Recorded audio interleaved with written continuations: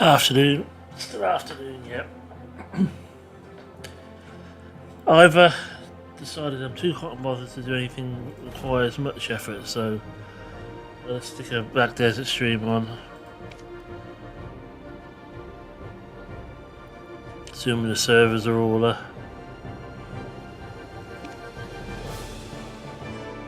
up and running.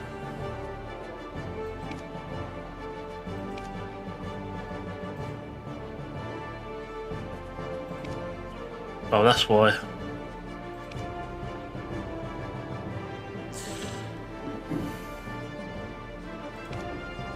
I got some stupid weird server the other day.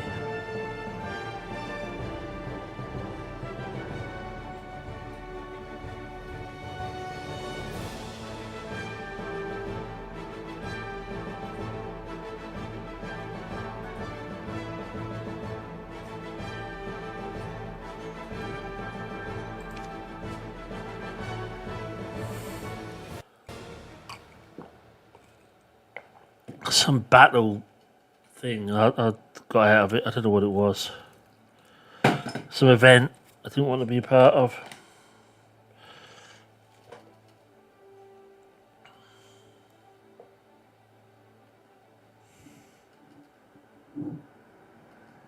You know me, I prefer story quests and stuff like that.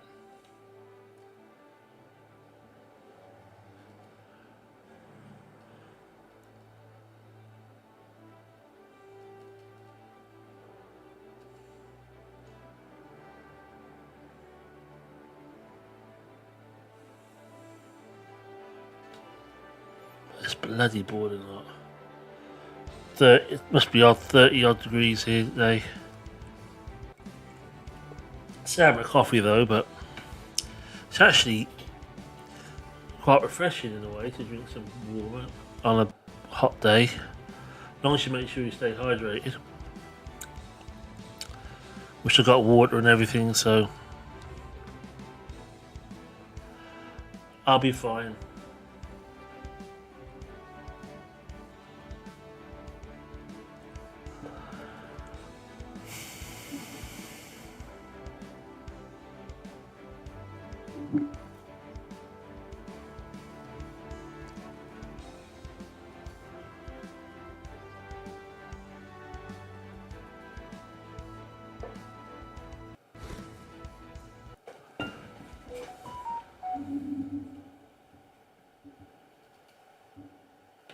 That'd be nice.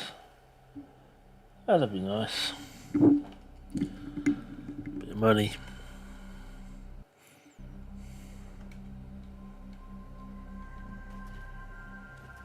If my phone rings and I suddenly disappear, you'll know I'm in the money.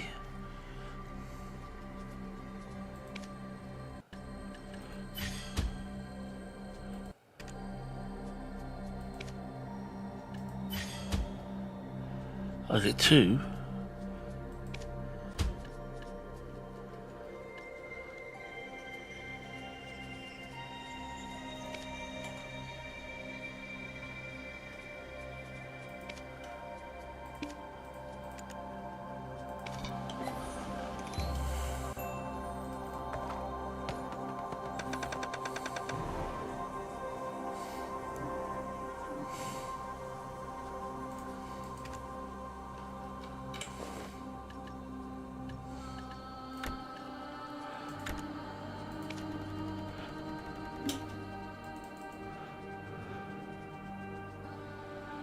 I rarely get anything decent. Sometimes I get things not, could be useful. I rarely get anything very useful.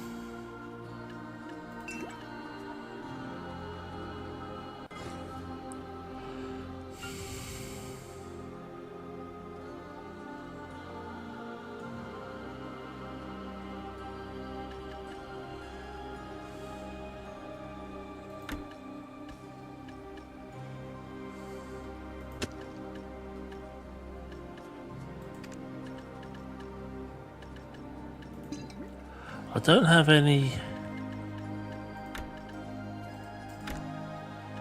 more costumes and stuff for her.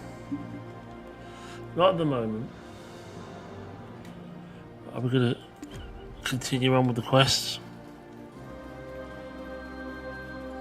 It's a joy to see a horse's dusty coat shimmer anew after a good brush.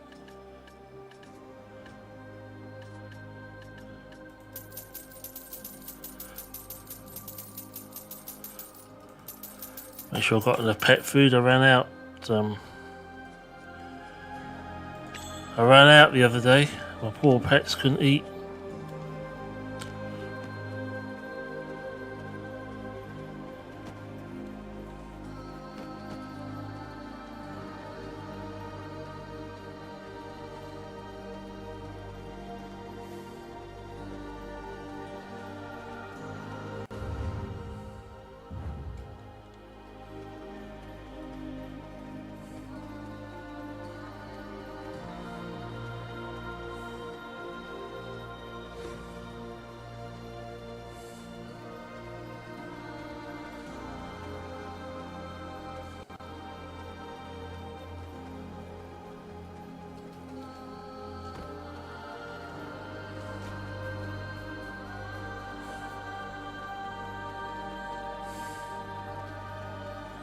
Can't be asked to get a horse, not just for this distance.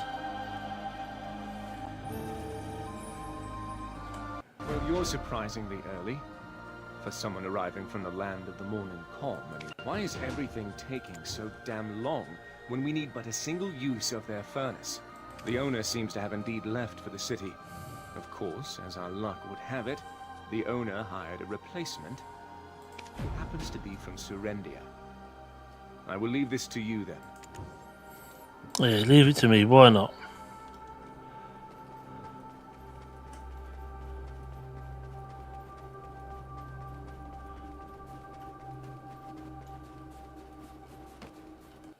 Bloody goblins! They start slacking? Bloody Throw them in goblins. the furnace! You got any idea how backed up we are here? Get in line! Look, Mr. Furry Fox, I already told you.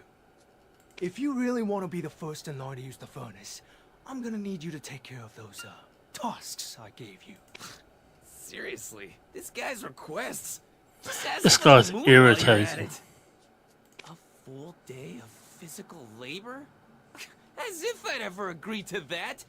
Look here, you. I'm gonna go tell old man Charbonneau. Look here, you! I'm gonna go tell old man Charbonneau! I'm altering the deal. 2 days. Pray I don't alter it any further. I have Charbonneau's complete trust. That's why I'm in charge while he's off gallivanting. And what I say, goes. This coupon was given... Oh, bloody goblins! This coupon was given to you by the workshop's master? You think that's enough for someone like me?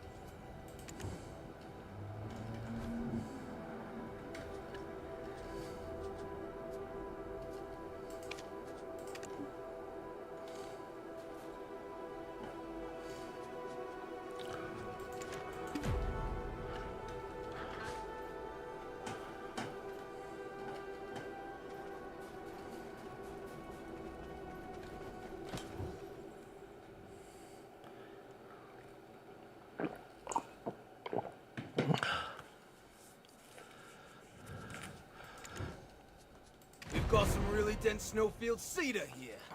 Newcomer came with it for free.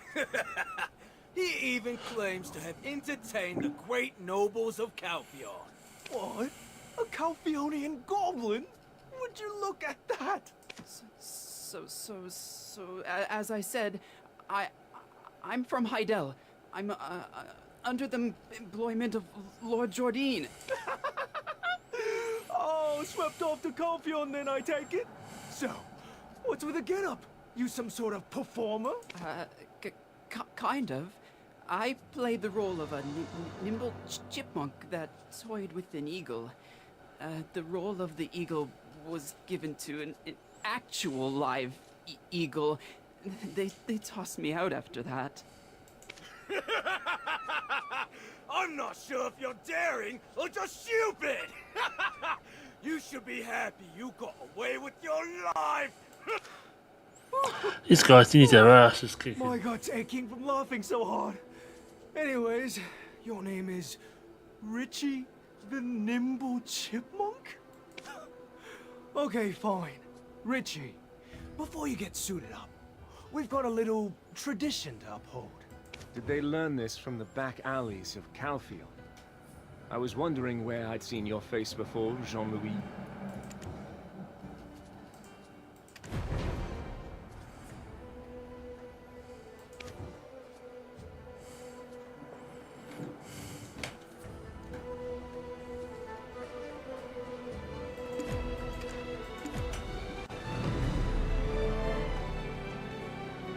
Selling your own family to be a Calpheonian lapdog. How did a mongrel become the leader of some back alley thugs in this corner of the world? How do you even know? Who are you? To go so far as to change your identity. You've a talent, Mutt. Did you enjoy yourself? Why are you standing around? Get started. Okay. I may have forgotten my history lessons, but I can work a furnace. Now, let's get to setting up a Weenus kiln. Oh, it feels so good to be in charge. First, we need chopped wood. There's gotta be a pile of it somewhere. Aha! There's a cart to move the wood. Can you bring it over here? And we need the clay that was delivered from the Arethius Belt Workshop. Go check in there. Why are you standing around? Get started.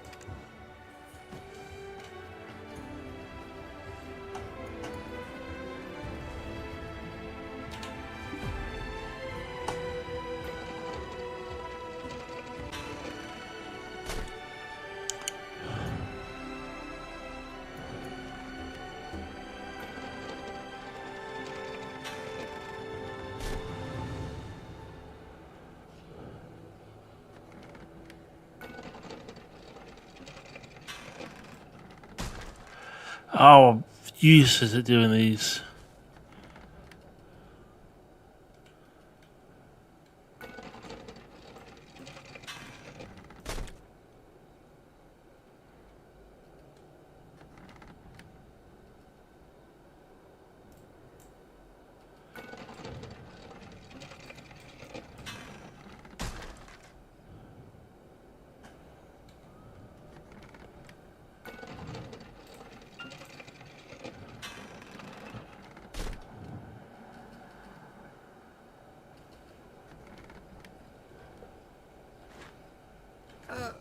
Okay. I may have forgotten my history. Well. Looks like you've pushed a cart or two before. Now we've just got to get the wood into the furnace. Okay.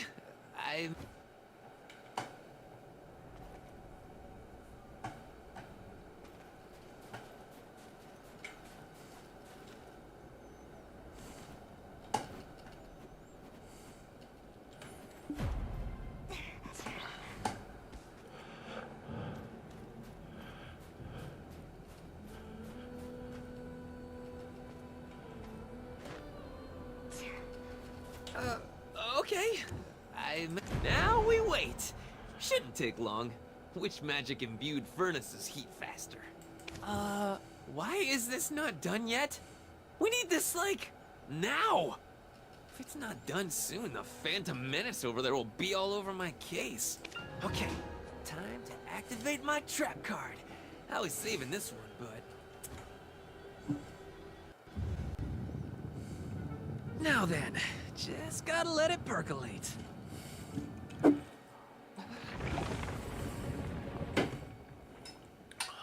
Oh, that's not...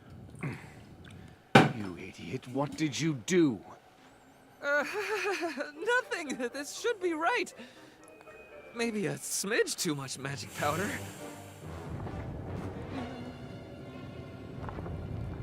You fool of an Albert!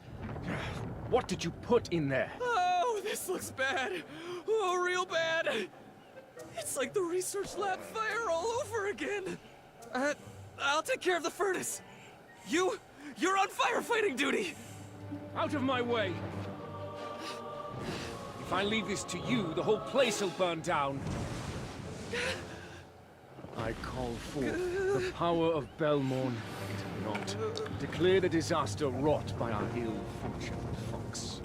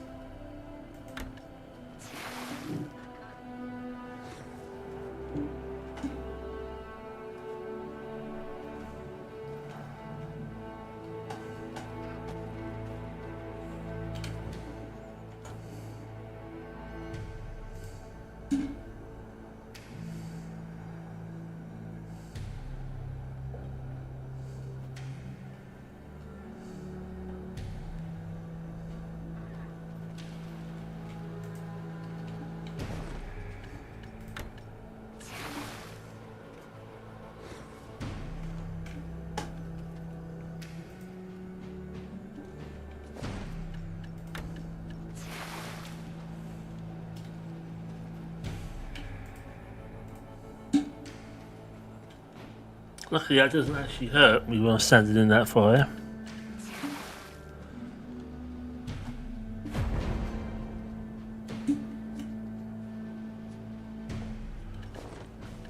Might as well do one more.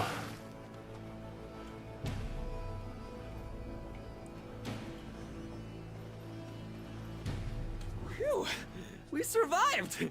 This place almost went up in flames. It seems that whilst in your company, I shall never know a moment of peace. But you know we're still killing it. The sleep-talking seed can only truly slumber within Awena's kiln. You! Lend us your aid!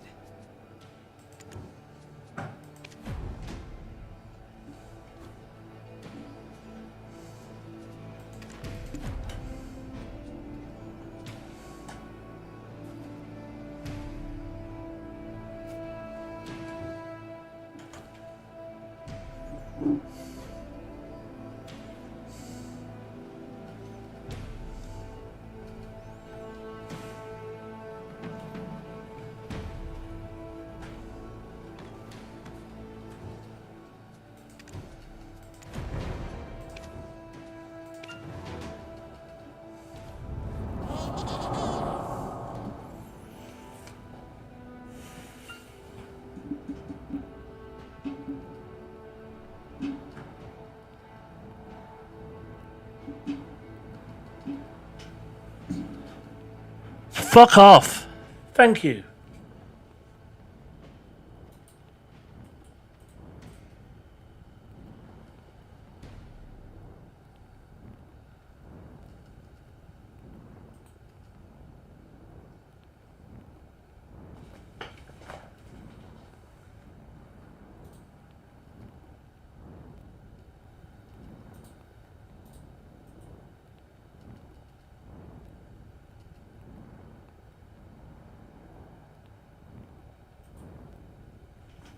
Yeah, leave, please.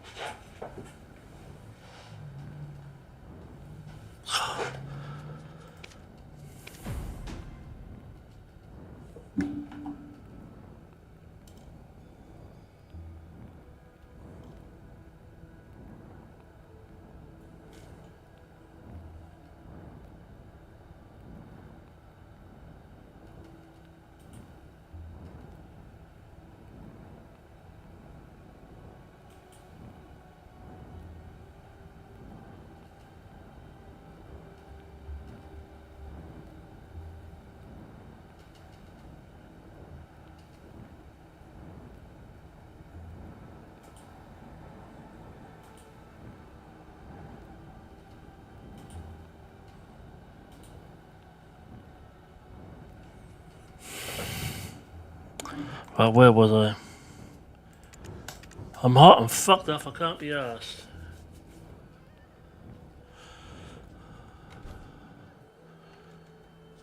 Right, we've got to find him.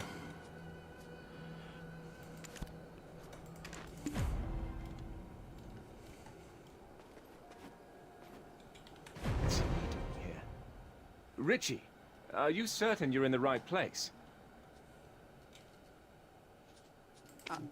I was supposed to go to the Eula Citron orchard. I was told the wagon was bound for the orchard, so I got on and... Lando, this friend of mine could use some rest. Is there anywhere he might rest his weary legs? Wow! Look at you dropping the F-bomb. Great idea, though. I could use a break. Moslin's Eula Citron Orchard is near here. Oh man, just thinking about a glass of tangy citron juice. Ah! I completely forgot about Prince Barhan's quest. She did say, should Prince Barhan come to the valley in the distant future, there was something she wanted him to have.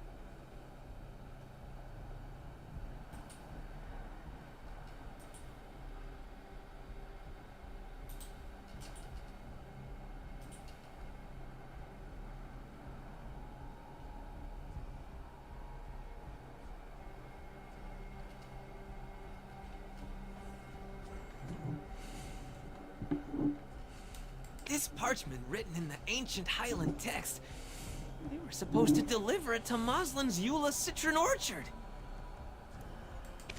You were entrusted with a quest from Prince Barhan? I see. I didn't realize you were in such high demand.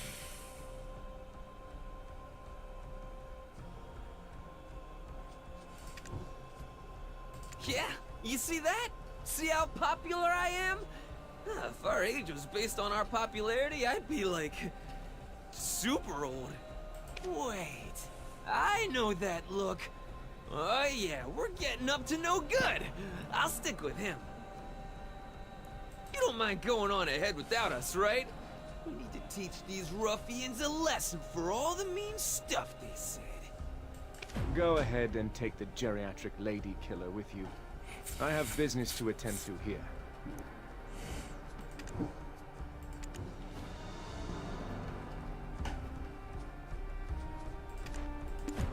Right.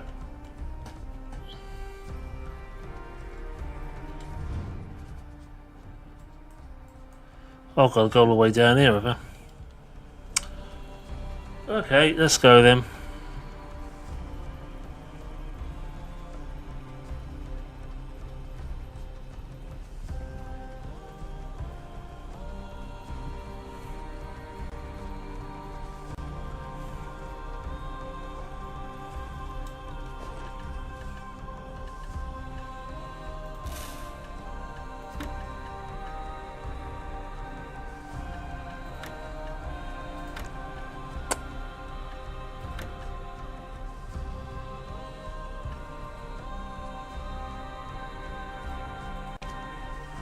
I didn't do my claims.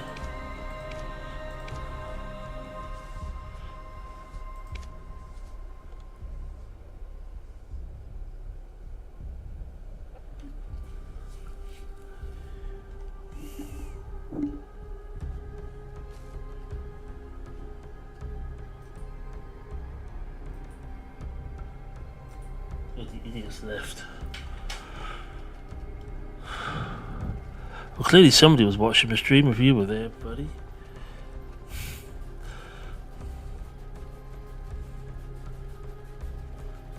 I don't want your fucking spammy botty viewers.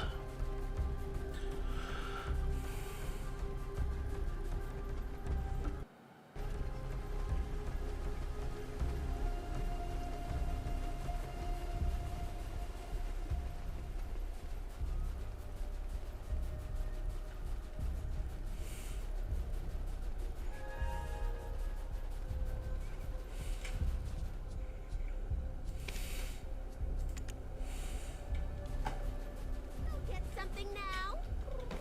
Mash! Feel the might of my shell-woven shield, otters! Mash! Are you Richie the Nimble Chipmunk? You don't really look like a chipmunk. Oh. I'm sorry, Pa. We were supposed to get a new worker here today. If you aren't Richie, is this your first? If that's the case, can I try to pitch the orchard to you? Yes, Pa. This is the one and only Euless Citron Orchard, located at the bottom of the Mountain of Eternal Winter. Let me give you a bit of background on our orchard. The seeds used here came from across the sea, Pa, from the secret Euless warehouse on Papu Aurora. Thanks to our loving care and delicate handling, they were able to grow to fruition. Then they're packaged according to the Abet's strict guidelines. I forgot the rest. Anyways, our customer satisfaction is currently at 300%.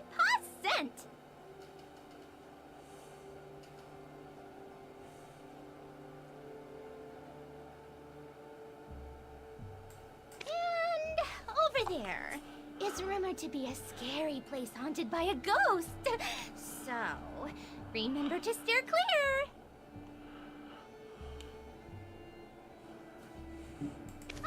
We also have strawberries we brought over in secret. And if you want some citron seeds for your farm, talk to our friendly Moslin. What do you think? I'm gonna be presenting this in Dragon soon.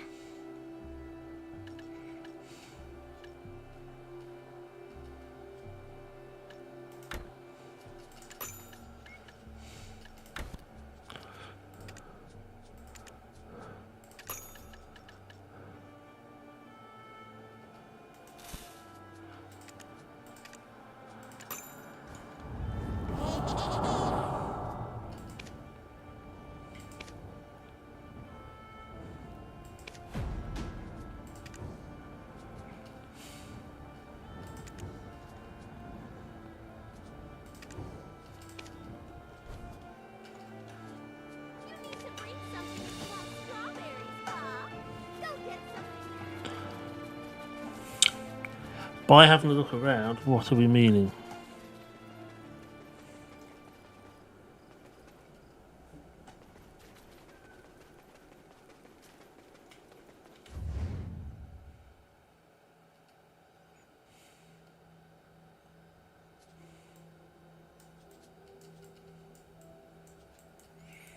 Quite a large area mapped out now.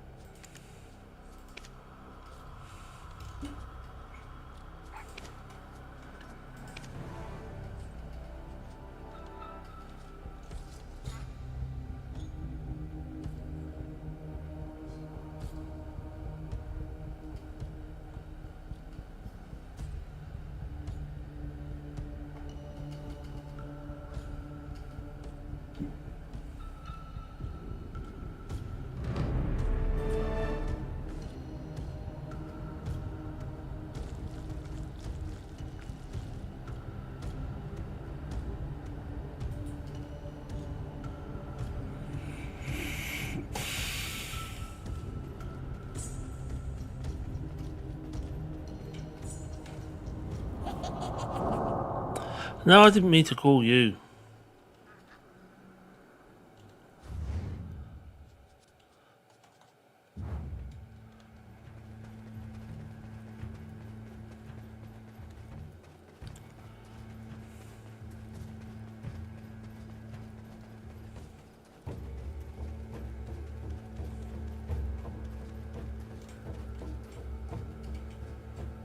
Oh, it's the first time I've ever seen a fox like you, Pa. You look pretty, interesting yourself. Come, come, we've been waiting for you, Pa! Where did you get your outfit from? It's so pretty. Thanks. This den of incessant harpies. Oh, I didn't know we had guests. And Lando, it's good to see you in such good spirits. Old man Charbonneau asked me to deliver this to you. It's about Prince Barhan. Well then, I'll prepare us some tea inside. Take your time, though. Look around. Come in when you're ready. I'll save my eardrums the screeching and wait outside. Oh, it's the first time I've ever seen a fox.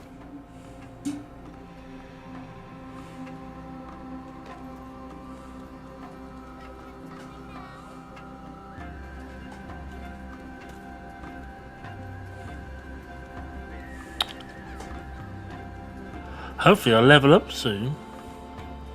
I want to head all the way over here, but I'm not quite high level enough to be all the way up there yet.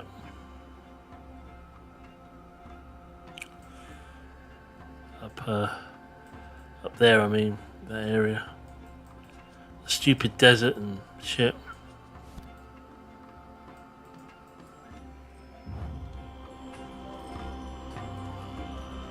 Some of these are lower level quests. Aren't our little Papu friends so adorable? And the dwarves, such a reliable people.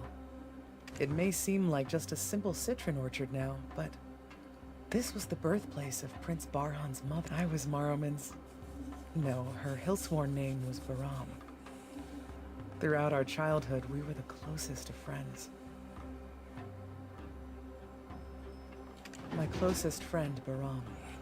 The queen of a kingdom, Morroman. My closest friend, Baram. The queen of a... However, she was then. One day, she suddenly ceded her position to Invish and was secretly wed in a marriage of state. Huh? But doesn't being heir to the shaman also make marriage a big no-no? Are you saying she broke the law? She said it was an agreement between nations, but Aelton is too small to be called a nation, don't you think? She said little else on the topic. Her stance was that this was one of the trials on her path of prophecy. King Torme falling in love with her. Her being whisked away to the desert kingdom of Valencia.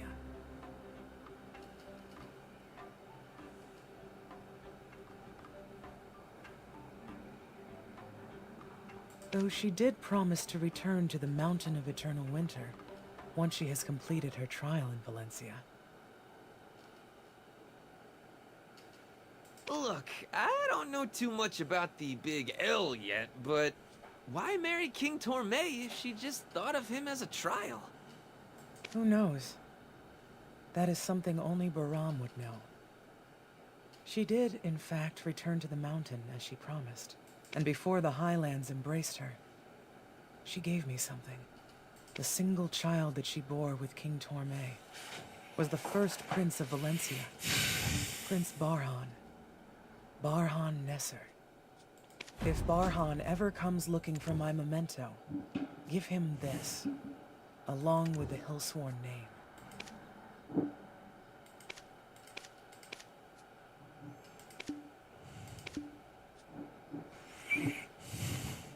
If Barhan ever comes looking for my memento,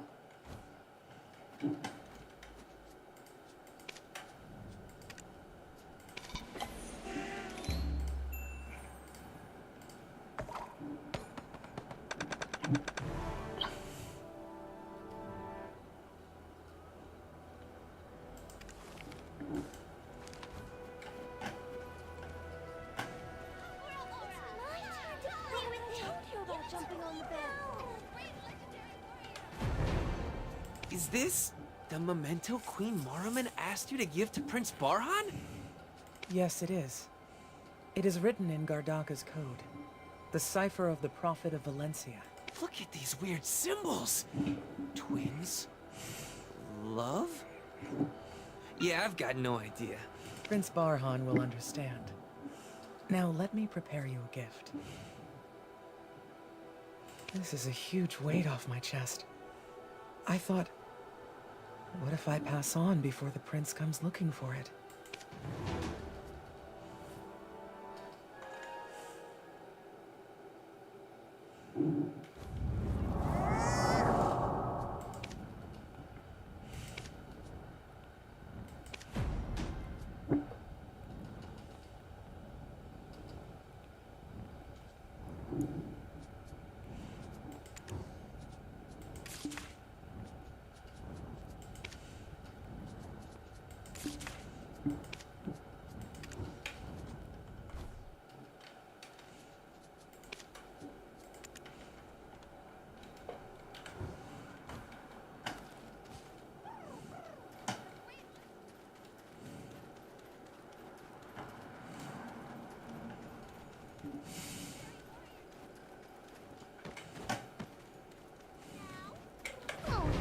Leaving so soon?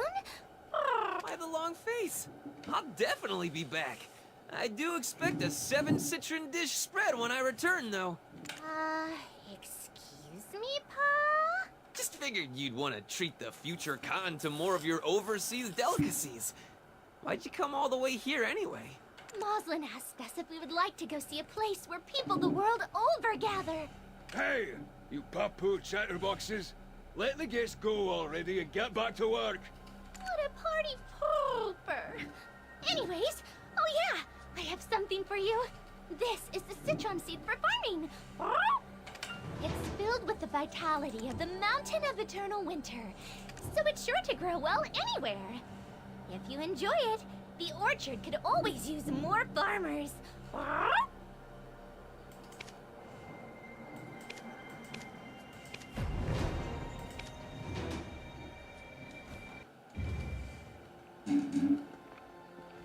Barhan, stop digging any further.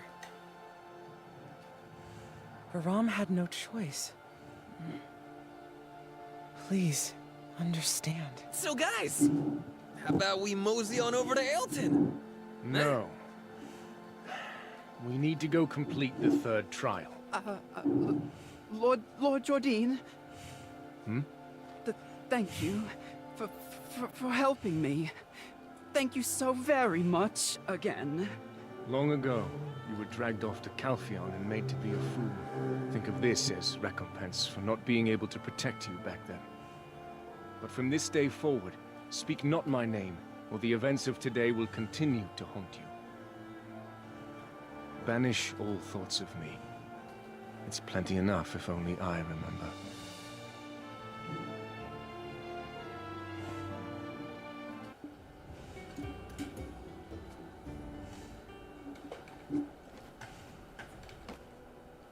Wow, our Dark Dandelion sure knows a lot of people.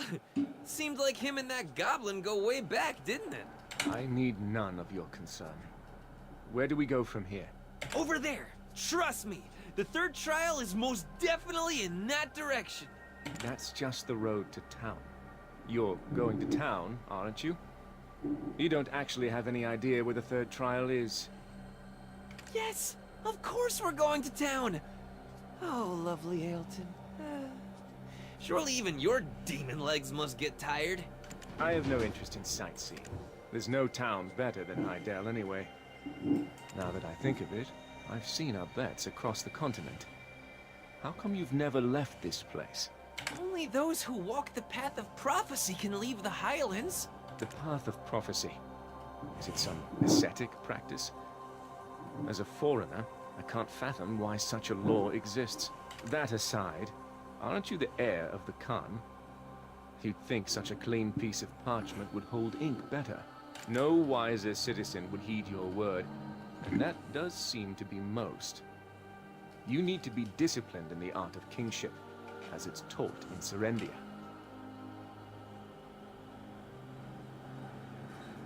Yeah, considering you just got done saying, there's no better town than Hydael. Kind of a pot and kettle situation here, don't you think? Read the clue about the third trial. The third witch is Bronte, the Witch of Thunder. The molar that stewed in the furnace's fires wishes to sit atop Bronte's bolt tree. Let us return to that farm. Marslan, was it? She'll have the answer, I'm sure of it. Hey, have a little more faith in your companions. In 2 trials, how many times have I steered us wrong? Twice? That's nothing! Remember Professor Talbudai? The Winter Tree researcher we met at Awena's Tale? Let's go find her! She holds a seat on the Ailton Grand Conference. But she's probably at Snowstorm Guard Post training her disciples. I mean... To Snowstorm Guard Post it is then. I guess that's where we're going.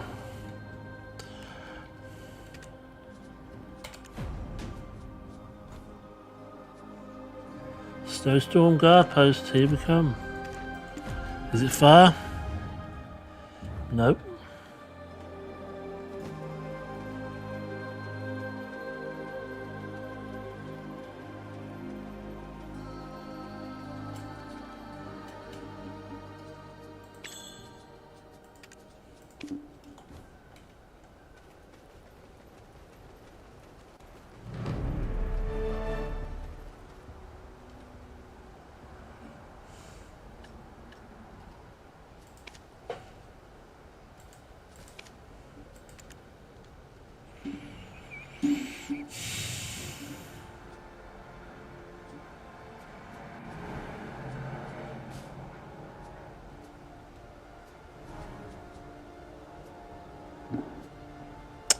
Wait a minute.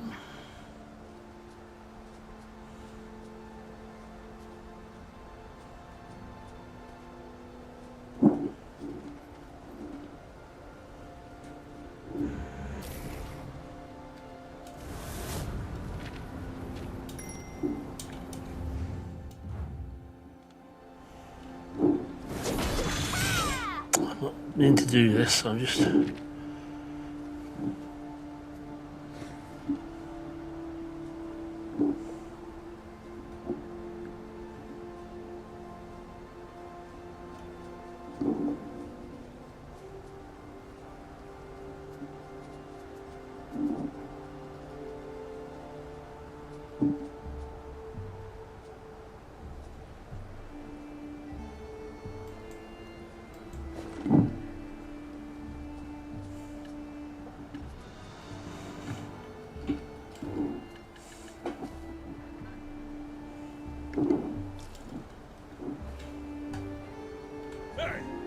screaming to get chewed out? Get your act together. Like 3 mercenaries from your lot already ran off. This is a breach of contract. There's penalty fees for that sort of thing, you know. The Manure mercenaries keep asking us for shift rotations ahead of schedule. They're shirking their responsibilities right in front of you. Are you blind? I already knew you were lacking any real wartime experience. But at least listen to those with the experience you lack, no matter how high the pay. We can't continue to work in a place like this. We quit! If you have any complaints, be sure to bring it up with Odelphin at the office. But if you want to talk with us, bring me your captain. They didn't just abandon you here while they ran off like chickens, did they? This here's the Snowstorm Guard Post. Hired through Odelphin's mercenaries office, were you? I'm only gonna explain the situation once, so listen up. Our mission is to defend this location from the Ukjinshini. Hilton is to our backs. We're the town's last line of defense. Is such incompetence catching?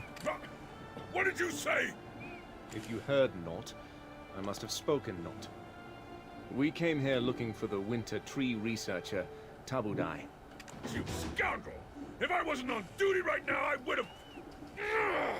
You would fight, yeah, I would fight, yeah. Are you looking to test your skills?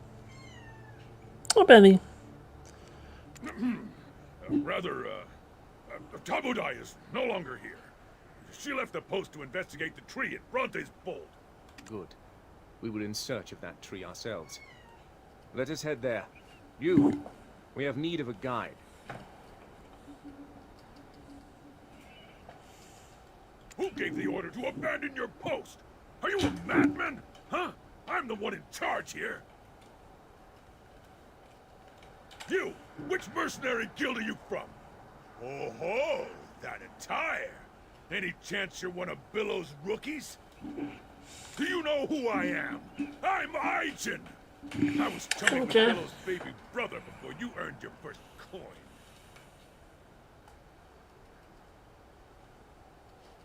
What's with all the ruckus? Why is Aijin blowing his top? Oh, Gunbold!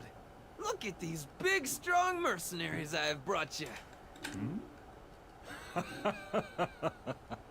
Ah, it's been a while. Still the jokester, it seems. But I did warn you. This place is dangerous. You shouldn't be here. I promised you'd be the first to know if we find any trace of the Khan. Though, while you're here, pay a visit to Temujin at the training ground. We finally got a hold of some injured winter tree spirits. But Temujin is terrified of them. It would be great if you could go over and give him a hand.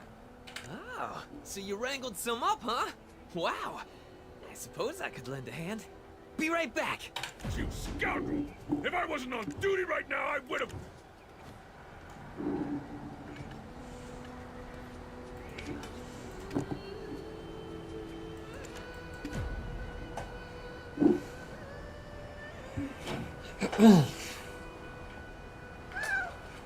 I know.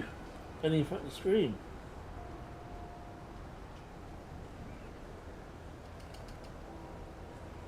Hey, Benny.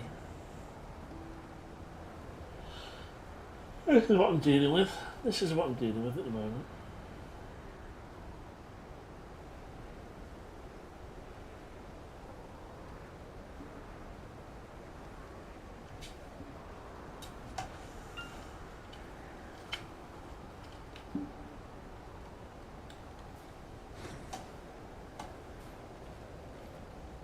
Lando, still a young and foolish Abetz, was naive enough to bring you here.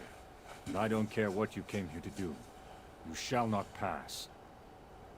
Especially if you intend to bring along Lando, the heir of our Khan. But I am the commander of this post. If you have something to say, I will listen. As someone that bore the fangs of the lion and fought for our freedom, it pains me to see you in such a state as this. You recruit far too many mercenaries, causing them to bicker among themselves while you stand there without an inkling of concern for the infighting that ensues. You say they merely need to stand guard, but they let us in, complete strangers, without the tiniest bit of suspicion. You're so filled with fear of your enemies, you can't even imagine going to fight them on the field. How do you plan to win a war like this? Is Ailton sitting atop a gold mine, hiring all these third-rate mercenaries that enlist to do a mediocre job and collect their pay? If you've not struck gold here, then these people are being bled dry for nothing. If you too are mercenaries, then you will need to work for your money's worth. You are 100% correct. I fully acknowledge my complete incompetence 100 times over. Guess I needn't worry about leaving Lando's life in such capable hands. Let's continue talking inside. I'll get the drinks ready.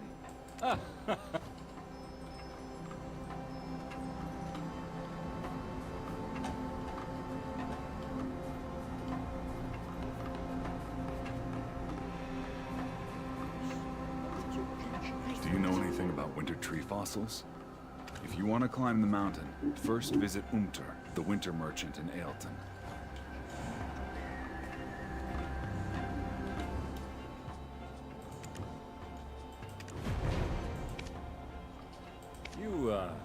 You look fairly young.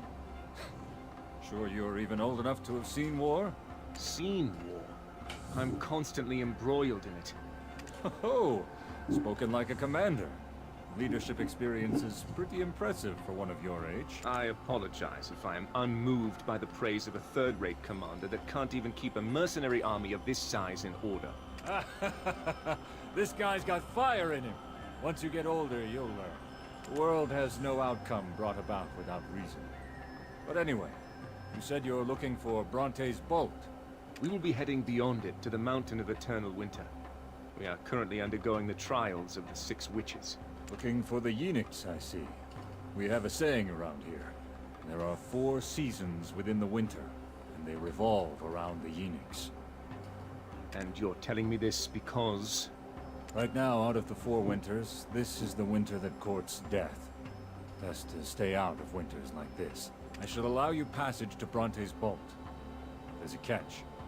We are not taking Lando. This guy, sharp as a blade he is. The Abets that once called those ruins their home, gather there. Talk with them. They will help you with your tribe.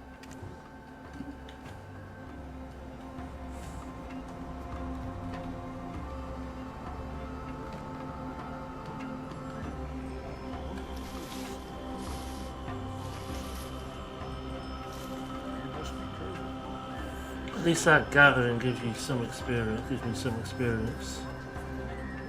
I doubt it gives me anything much useful.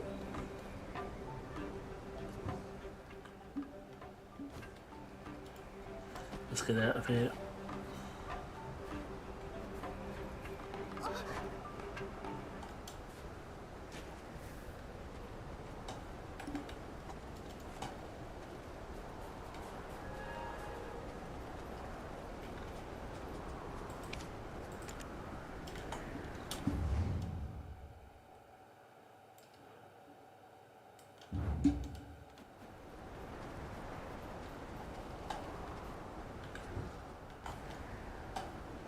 To be talking to them. It's a big mistake to think that rationing food is an easy job. From Commander Gunbold? Phew. Well, think you can lend me a hand first? The soldier in charge of rationing just picked up and left without a word. Sheesh. I thought we were kind of close. Seems I was mistaken. You can do the cooking. I will ration it. Everyone is starving. Empty bellies make for empty talk, as they say. If you can make it up this far, you must know some cooking basics. Everyone is starving. Empty bellies make for empty talk. Everyone is starving. Empty bellies... You can do the cooking. I will ration it.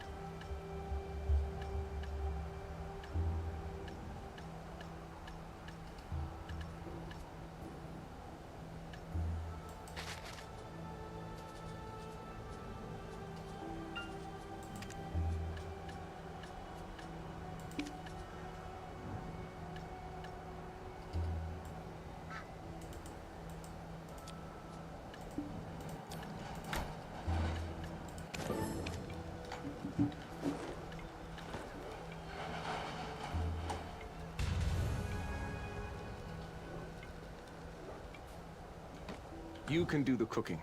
I will ration it.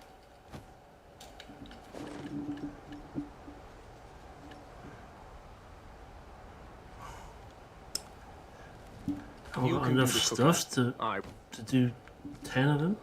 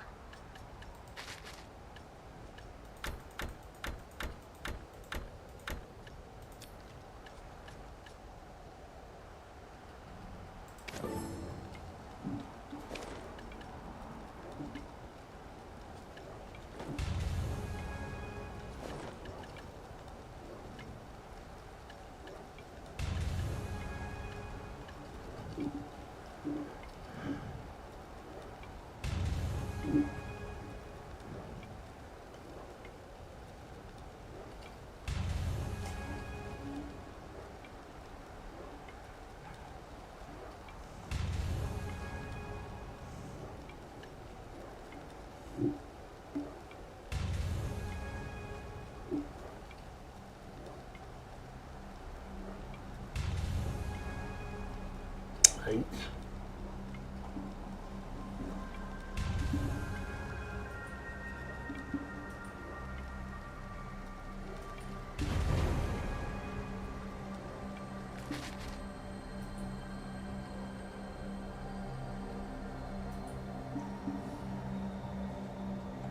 Ten. You can do the cooking. I will ration. Now I feel like I can survive.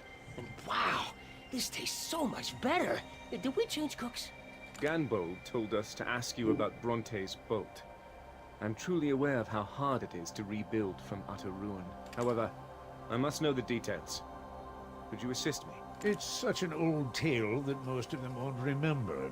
However, forgotten tales are somewhat of a specialty of mine. Paternal Chief Records Officer at your service. A few days after the humans had left for the Forbidden Black Mountain to meet the Great Founder, a new group of humans arrived and began to uproot a white tree devoid of leaves. "Why are you uprooting this tree?" Ale asked, to which the humans replied, "This lightning-struck tree was once Bronte's, the Witch of Thunder. She used it to teach us how to tear off a dragon's wings. We were grateful for her wisdom, but when storms came, lightning would set the tree ablaze. Now, the witch is gone, as will we be soon.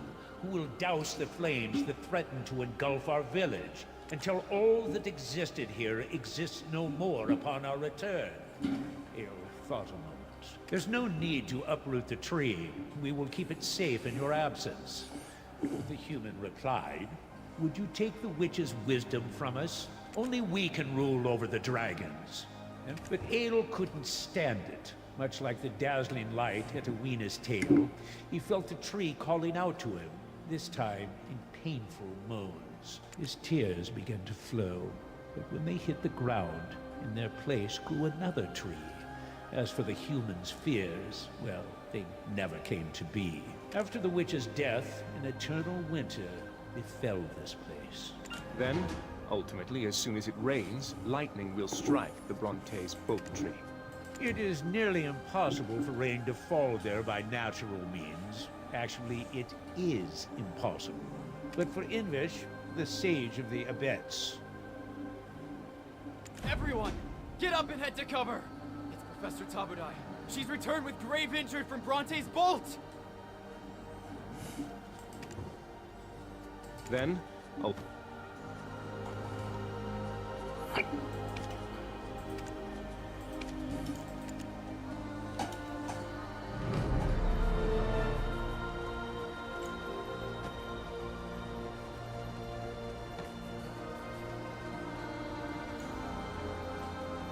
Professor, take this oak pill of flames. It will slow the spread of the poison. Poison? The Oak Jinshini are using poison? Gonbold, no. It's not the Oak Jinshini. It's you. Awena's tail. Is Lando here as well? Bring him here. I have something urgent to tell him.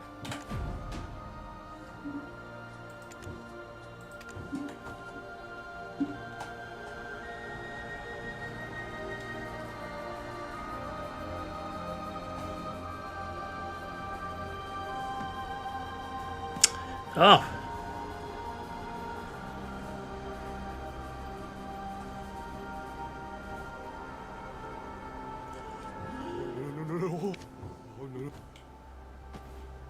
Look at this. It's a winter spirit. How did they catch it alive? Didn't anyone ever tell you not to build houses around sick little trees?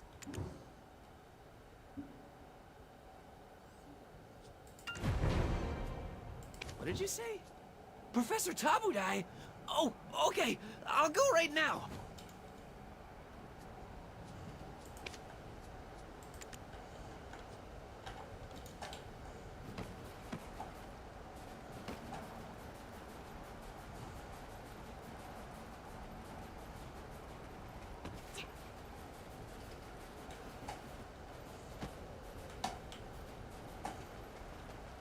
Professor Tabudai! Huh? What is that odious scent?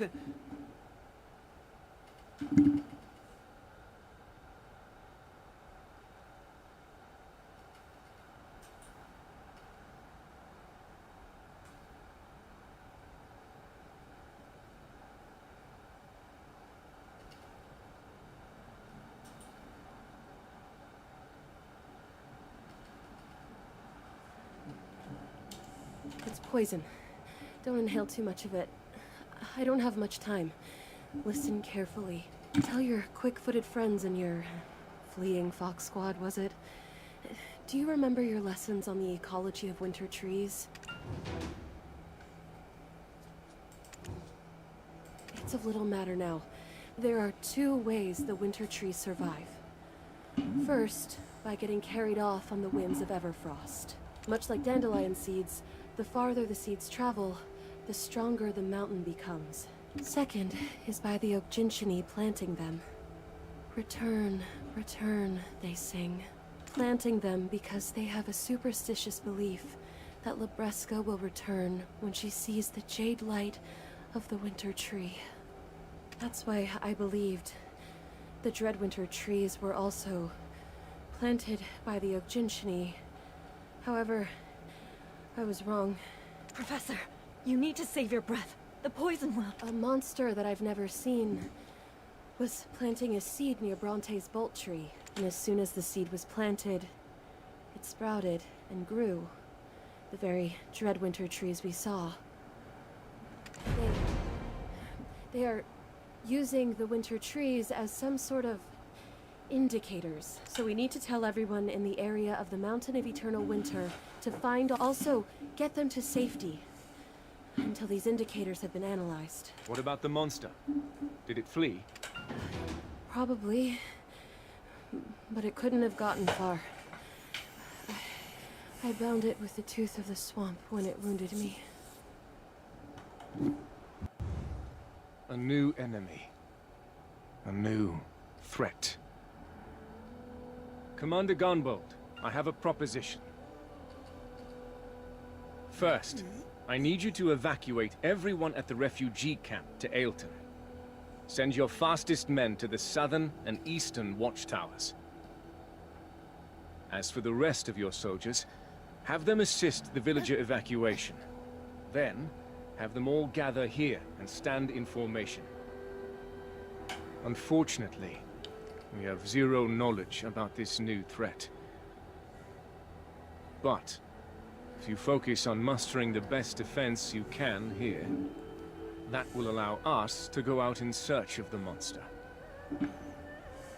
However, if we are successful in vanquishing it, then you must help us make a lightning bolt strike the Bronte's boat tree.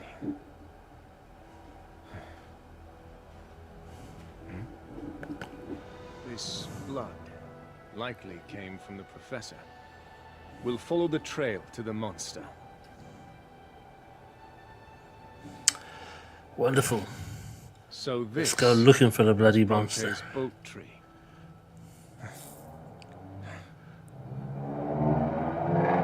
Huh. The monster is definitely still close by.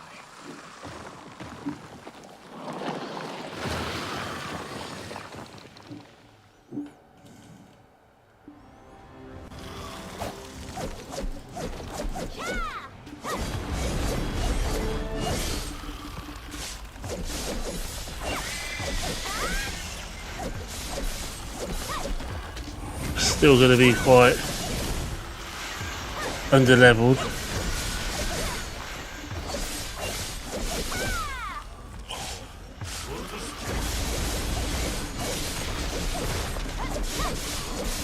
I need to do these low-level quests in order to properly advance. Otherwise, I'll just end up being stuck.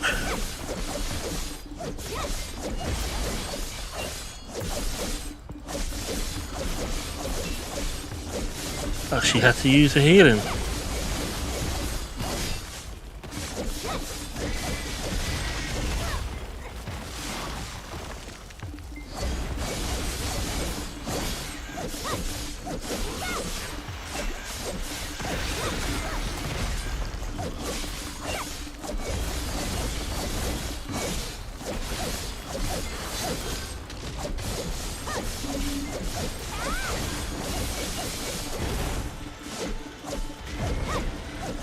Hello there, yes I can see you chatting, how are you doing?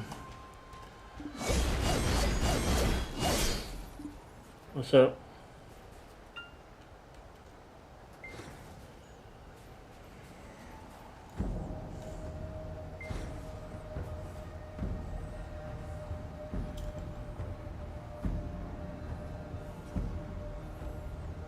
You love this game? That's cool. I've Whoa. Seeing your skills been playing it on and off for a while. I'm just moving at my own pace with it. Never seen the likes of. What are you doing? I'm taking its poisonous fang. We'll surely have need of it. Hey, what are you standing around slack-jawed for? Follow his lead. You intend to stay weak and defenseless? Oh, for goodness sake. We fight, kill the monster, and that's what happens.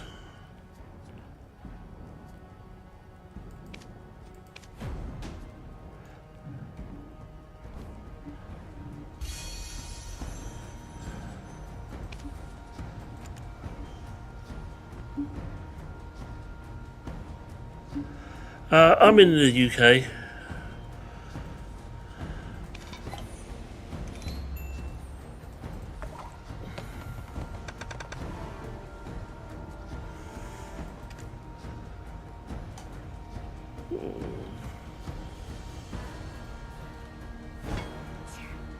Let's do that.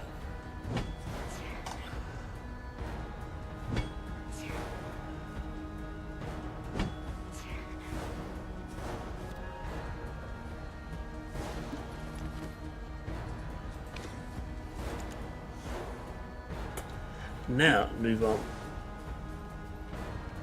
Talk to him. I've never once seen this monster on the path of prophecy. To think that the Okchinchini weren't the ones responsible for the Dreadwinter plantings.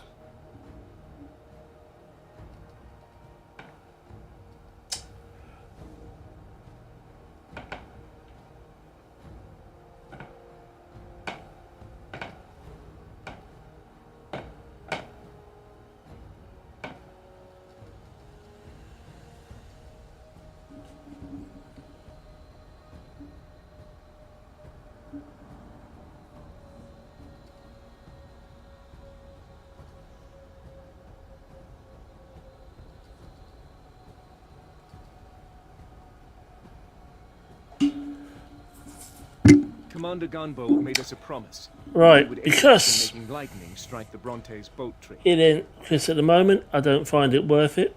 I have two friends that could help me out, either free of charge or for very little. Online friends, if I wanted some.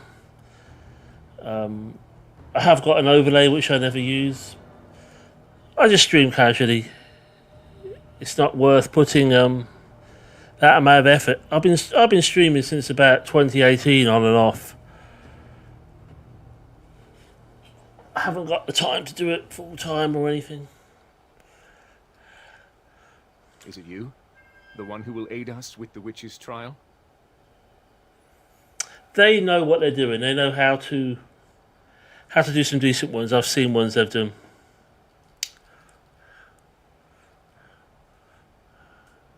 That's correct. Pardon me for the late introduction. I am Invish, the shaman of the Abets.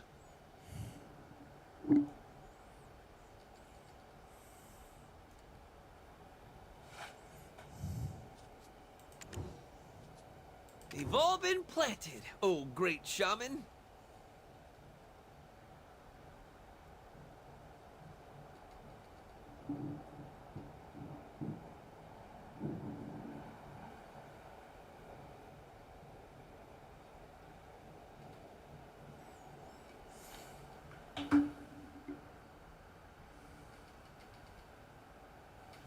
Nah, sorry.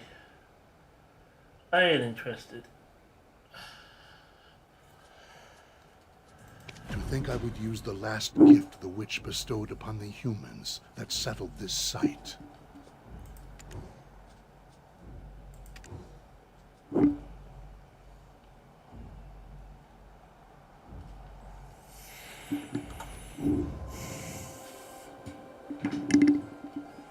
I have no idea what that is, but if I were a betting man, and I am, I'd say it's something amazing. Though we dared to forget the wisdom of lightning. Please, just this once, forgive us of this sin. And bestow, once more, the wisdom that tore the wings of dragons.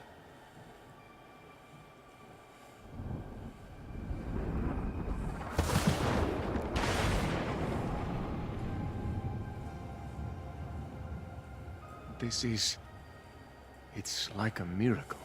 Someday, far in the future, I'm sure it will be told as a tale of mere fiction.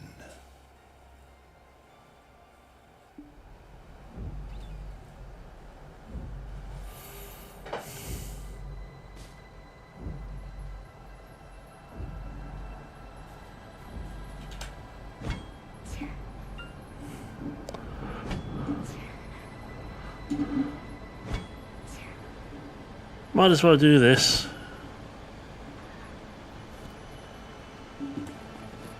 Pick up some junk.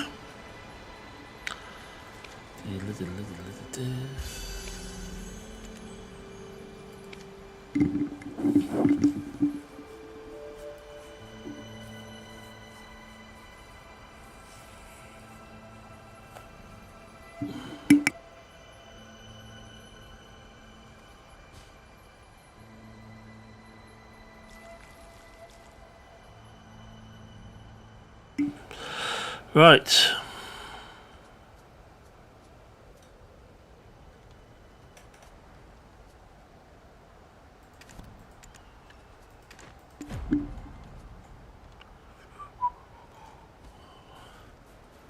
I actually find it quite insulting when I get people in my stream saying, "Oh, your stream's crap, you ain't got any decent emotes." I know what it's all about and everything, you know.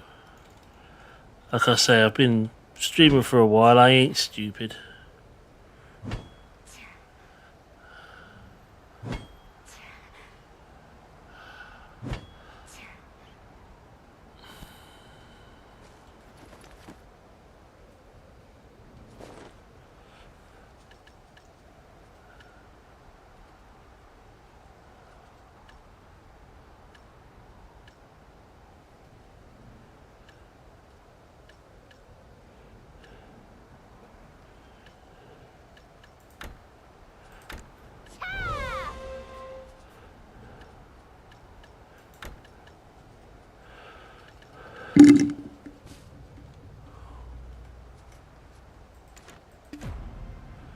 Right, I'm not at...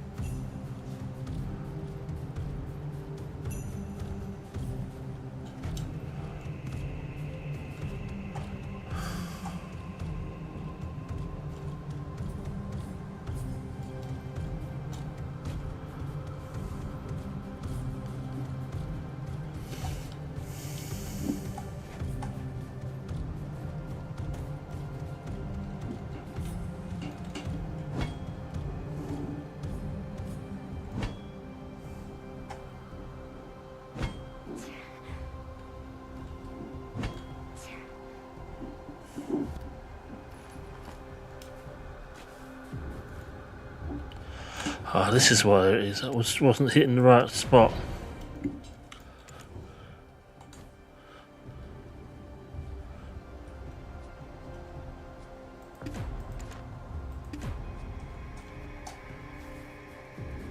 On the path of prophecy, this is known as the Star of the Winterland. A Winterland world blanketed with snow. There, all worldly boundaries are erased, as the snow unites all within as one. A majestic castle that pierces the heavens, and the tattered tenements that loiter unseen in its shadow.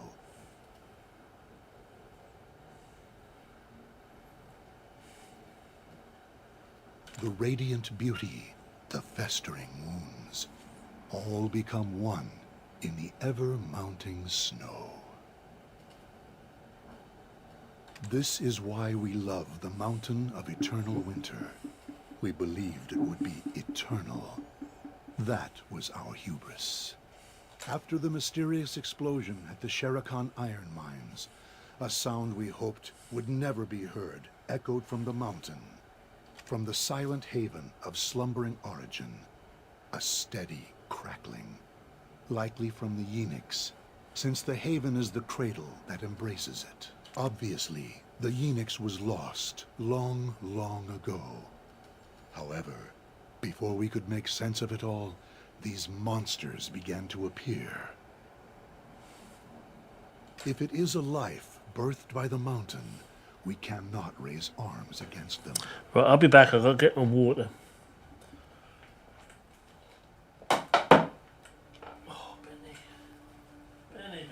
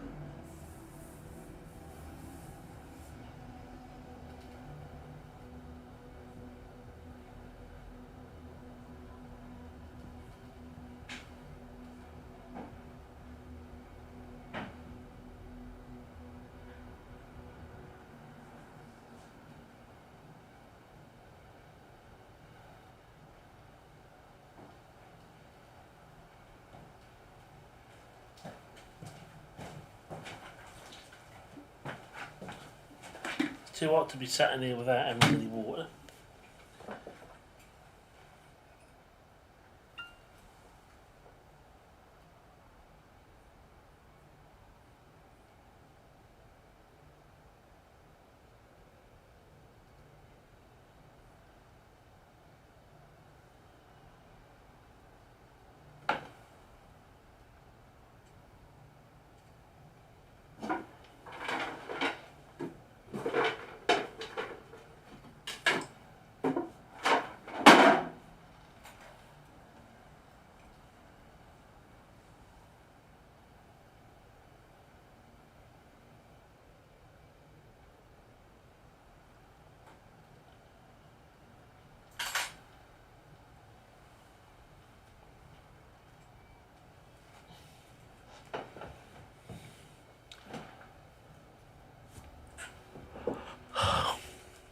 Oh, Benny.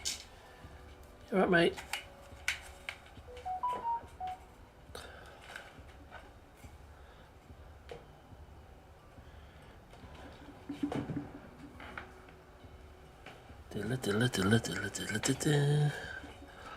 Please, take on this burden that we cannot, so that the Mountain of Origin may keep its peace. The fourth witch is Lesha, the Witch of Fever.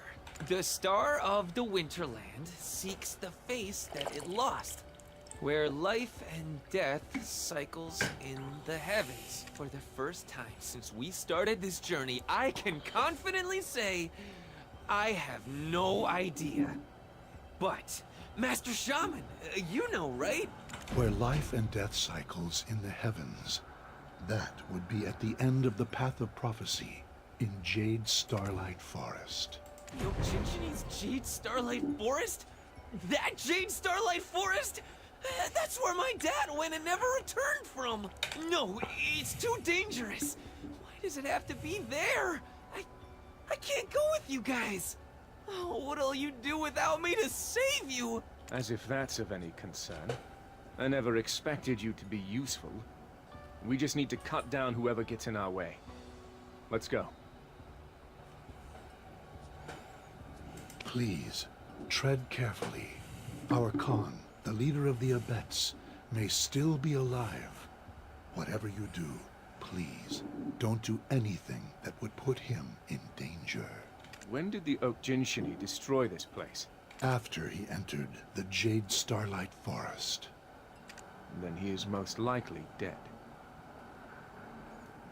No! How can you say such a thing? If you are the heir of the Khan, you must look the ugly truth of reality in the eye. Then search carefully for any sign of hope.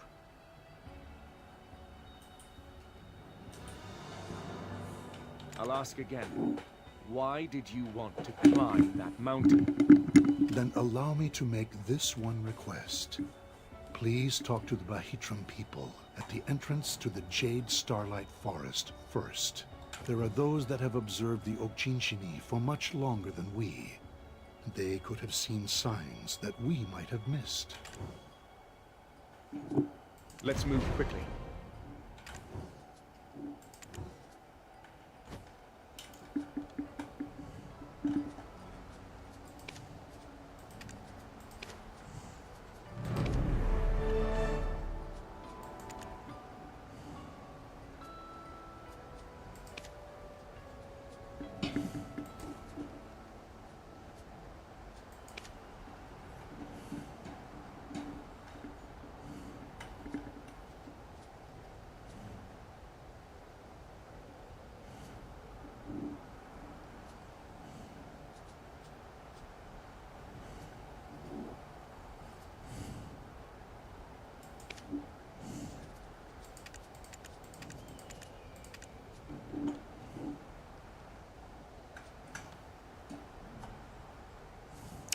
I pressed about flipping buttons on my keyboard. No, thank you.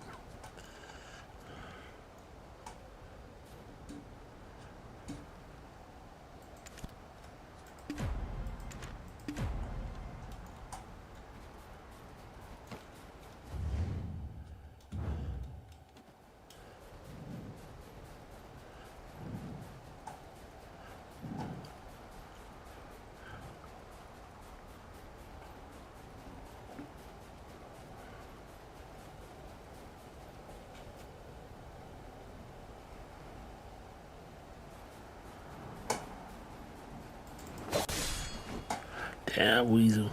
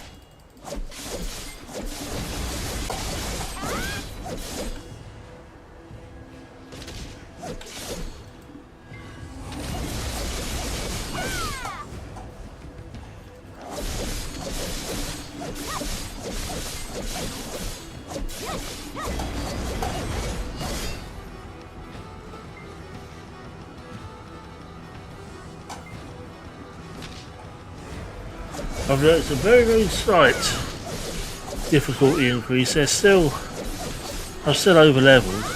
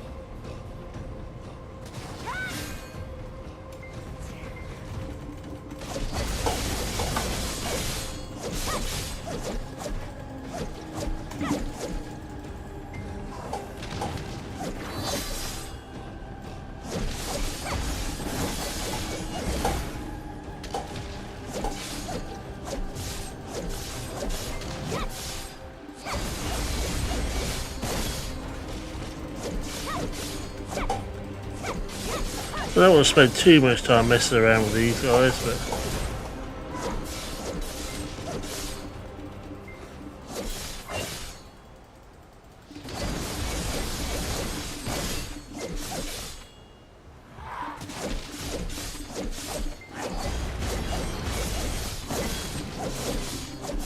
they're not even giving me that much experience because of how over leveled I am.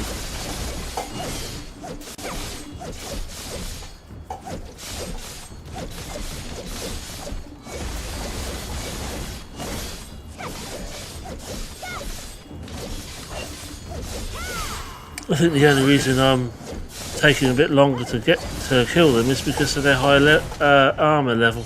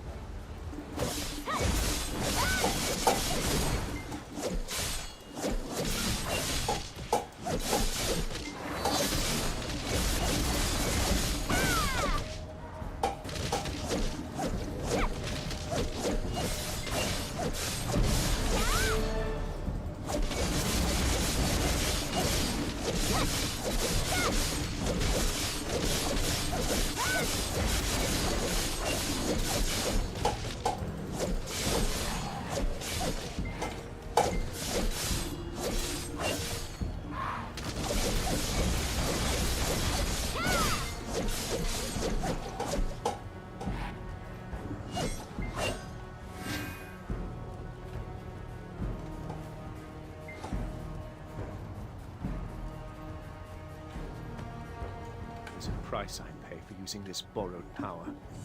Damn it. I should never have brought it forth. I reacted too emotionally earlier. Some old memories resurfaced.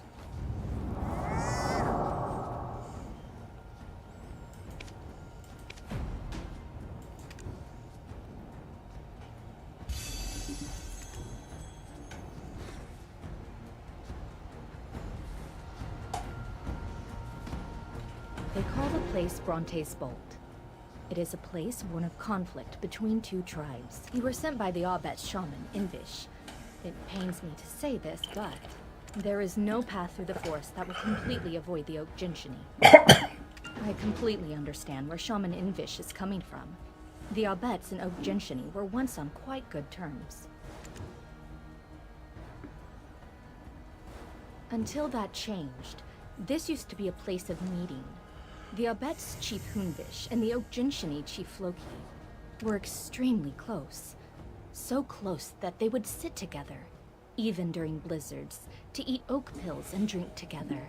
Both are of the Mountain of Eternal Winter, and both are children of Labresca, one born from her tears, and the other from her wounds. But soon after the recent mysterious explosion at the Shirikon Iron Mines, events beyond our understanding started to occur at the Aubet's most sacred place. A place they considered their site of origin.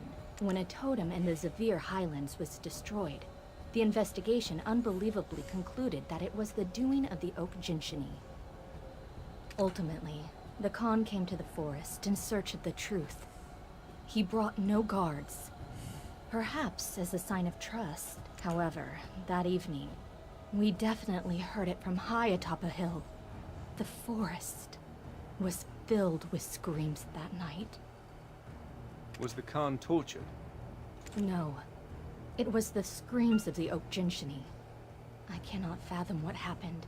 However, we are certain the Khan did not re-emerge from the forest. I smacked myself And on the the mic. angry That Oak was clever. Gentiany set about destroying the village. So, someone slaughtered the Oak Gentiany. When the Oak Gentiany lose all physical strength, their souls return to the flame of origin and they are reborn.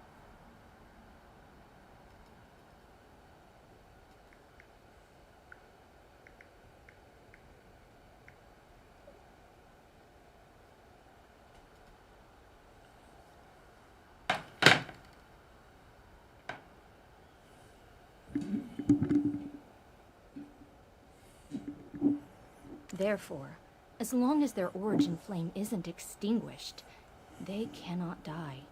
Would one such as a Khan have acted so rashly with this knowledge?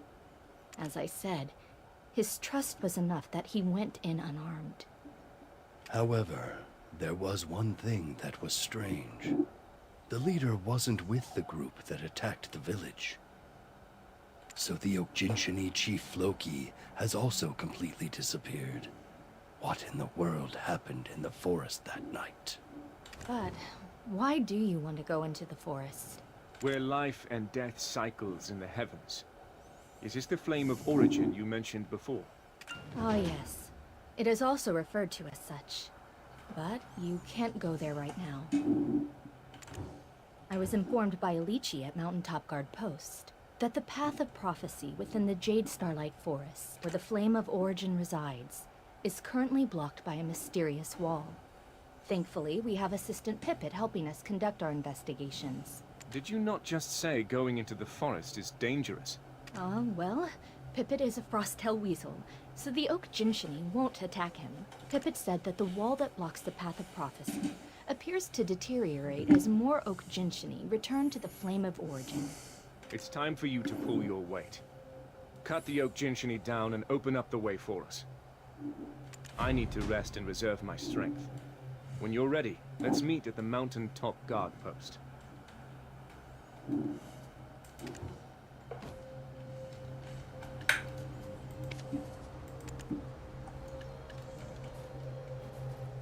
However, I admit this act doesn't bode well for prophets. This veil also eludes others to my true emotions.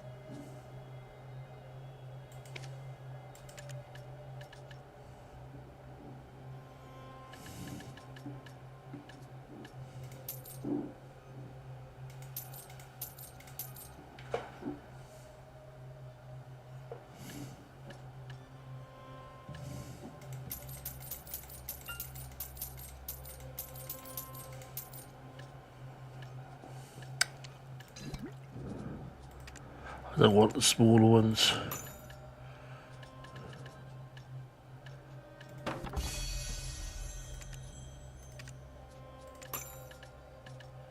Don't need the wood at the minute.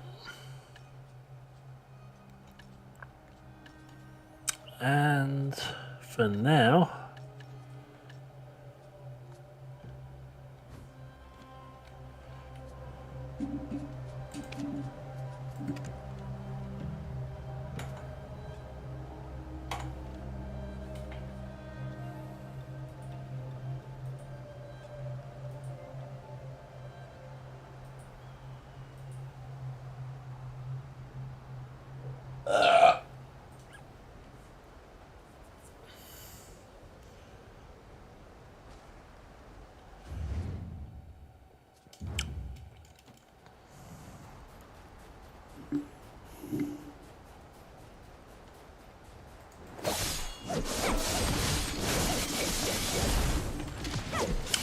now I have to kill some of these.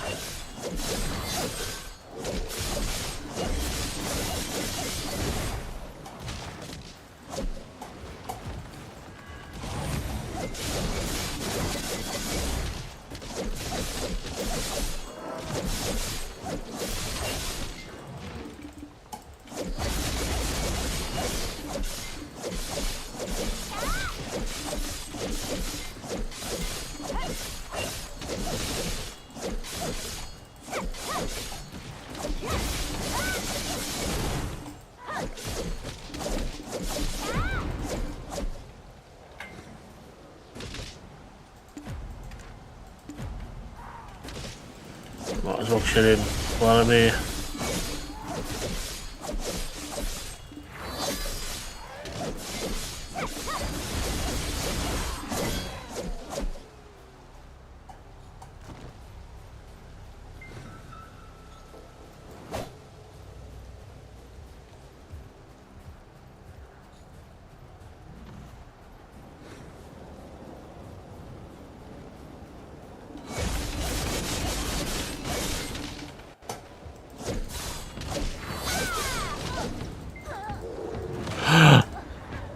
No!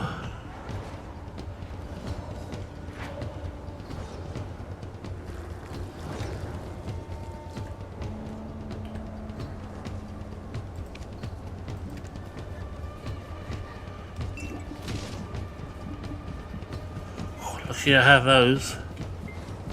Lucky I have those.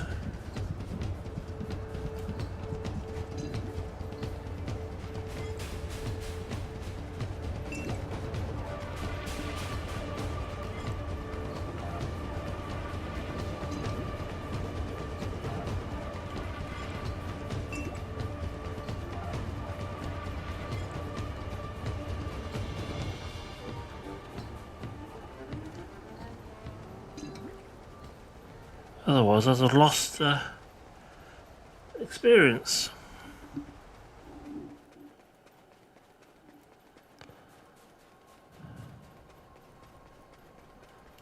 Weren't paying attention because I was too cocky. I thought it was all good.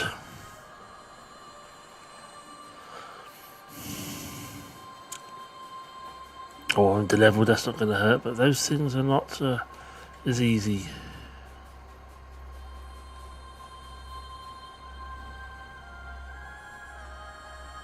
Shh, quiet down. I'm trying to figure out what they're doing over there. Uh-oh, where did it go? I just lost it. How about you? Oh, you're coming up from the Jade Starlight Forest, right? A whole lot of souls were headed through the Path of Prophecy. You're late. Huh? You know each other? I thought you said you weren't friends. Do we strike you as friends? Huh. What a strange soul you are. Let's all go inside. We'll freeze if we stay out here. The Star of the Winterland seeks the face that it lost, where life and death cycles in the heavens. I've come here on account of the heir of the Khan. We could have gone straight for the Path of Prophecy, but if there is even the slightest of odds that his father, the Khan of the Abets, is still alive, then us charging in recklessly might inadvertently sever the last thread of life he's clinging to.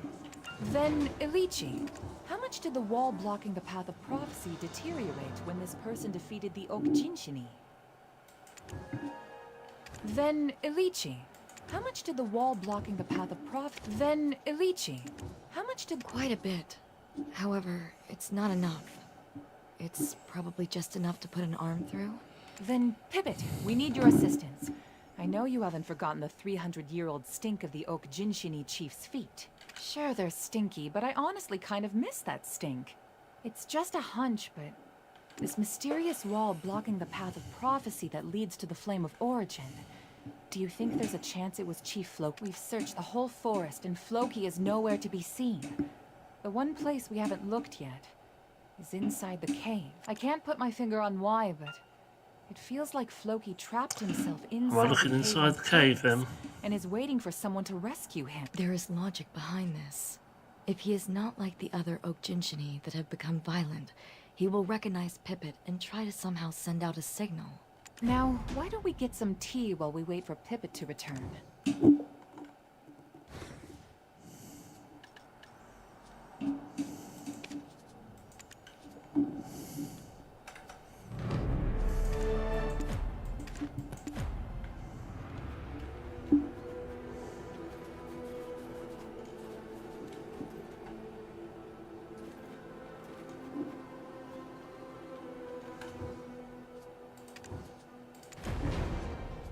What's that pattern on your skin? If it's a curse, I can take a look at it for you. Those clothes.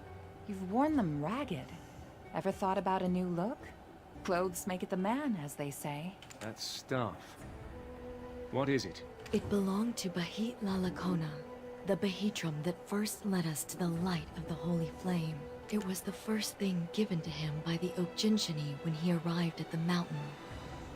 Legend tells that it will light up when the Yeenix returns to the mountain. It is shining, but the light is so dark. None of us have actually seen the fire for ourselves. Only he has.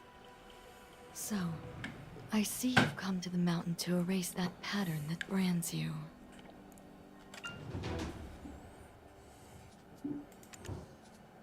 My goodness! Ilichi, you have the ability to gaze into people's souls? I never knew.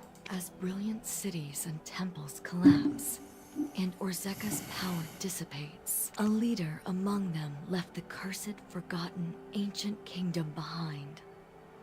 With a crown made from unknown bones, he calls himself Belmorn, descendant of the kingdom of Orzeka, and names this land the Hexe Kingdom.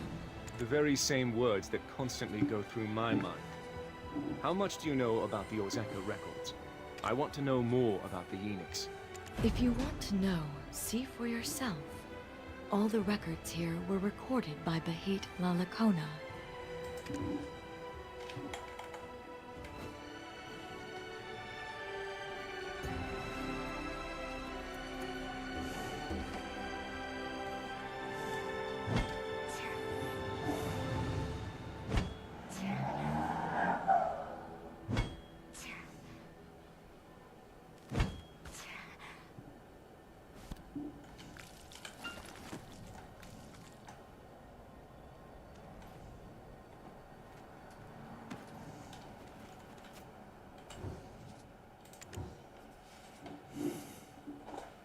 Excerpt from the 10,119th Wish.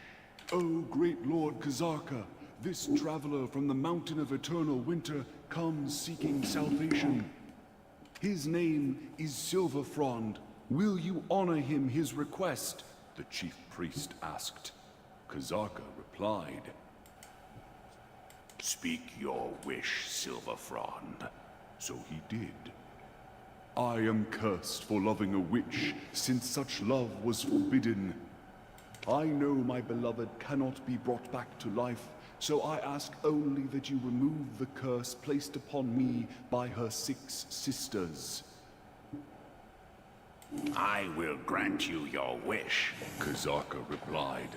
But you must bring me the Yenix, the holy flame, nestled in the heart of the dragon that dwells in the Mountain of Eternal Winter. I will use the flame to rid you of your curse. Excerpt from the 13,000th Wish. O great Lord Kazarka, the traveler from the Mountain of Eternal Winter returns. When he heard the chief priest say this, Kazarka bade Silverfrond forward. Silverfrond, show me the Yenix. End of the 13,000th Wish excerpt. But Silverfrond was not alone when he came bearing the Yenix, for with him were those known as the Knights of Dawn. Orzeka fell soon after, and with its fall, Bahit Lalakona had a revelation. From that day forth, he and his people turned their worship to the holy flame that had consumed Kazarka instead. Once the turmoil that arose from Kazarka's fall had settled, I made for the Mountain of Eternal Winter to seek the holy flame. But the flame was not there. Silverfrond, the Knights of Dawn, neither had returned to the mountain. The Mountain of Eternal Winter was without the Yenix. The golden dragon that once embraced the Yenix was losing her sanity. Something was gnawing at her from within. But when her tears fell and met the snow, new life suddenly bloomed like a wave of violets swaying in the wind. I named them the Oak Jinshini. The golden dragon then toppled over. And from her wounded flesh sprung more life. These I named the Abets. Finally, from her well-guarded embrace came forth those covered in dragon blood. They would come to be known as the Guardians. I then heard woeful cries coming from the foot of the mountain. The 6 witches had passed. In their wake emerged mutants, humans who had absorbed the essence of the witches and now wrought destruction upon their village. Thus was the second death of the golden dragon Labreska. A death that would cause a cataclysm of chaos to befall the Mountain of Eternal Winter.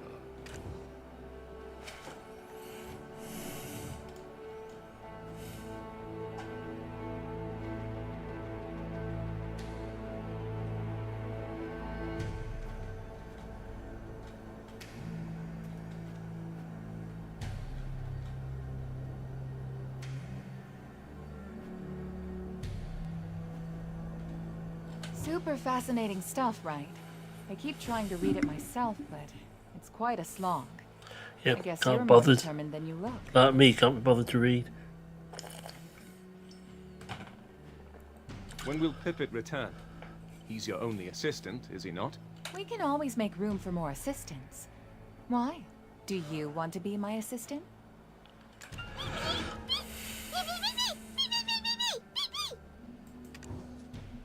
Oh my! This was a gift from Chief Hoonvish to Chief Floki. The soft, cushy Sintamani. My hunch was right. Chief Floki is living inside the cave. The path ahead of us won't be easy. If we intend to weaken the wall enough to break through, then we will need to take down many more Oak Jinshini. Let's go. No, I need you to stay here.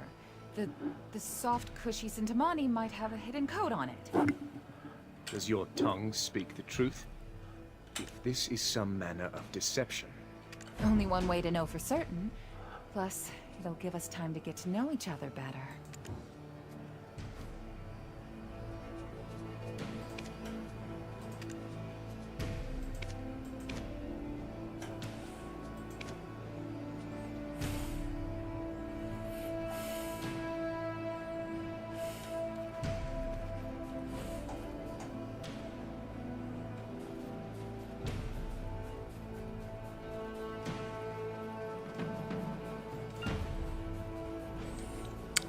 Best get going then.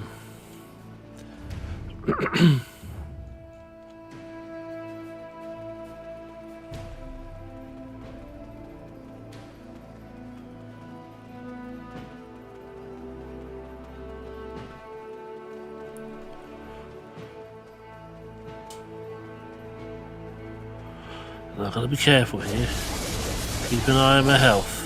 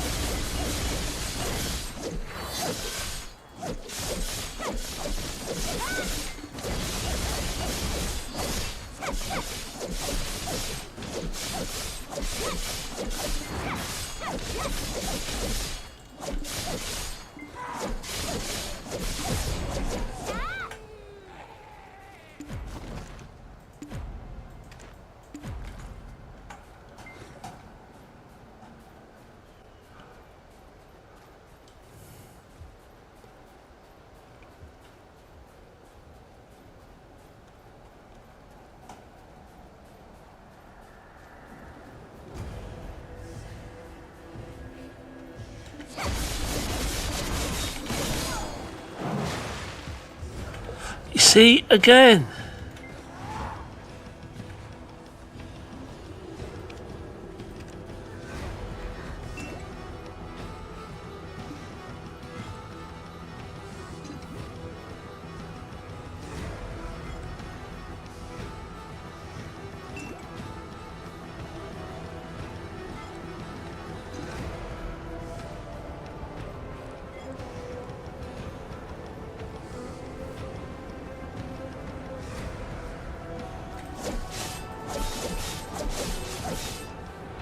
Not dicking around with that.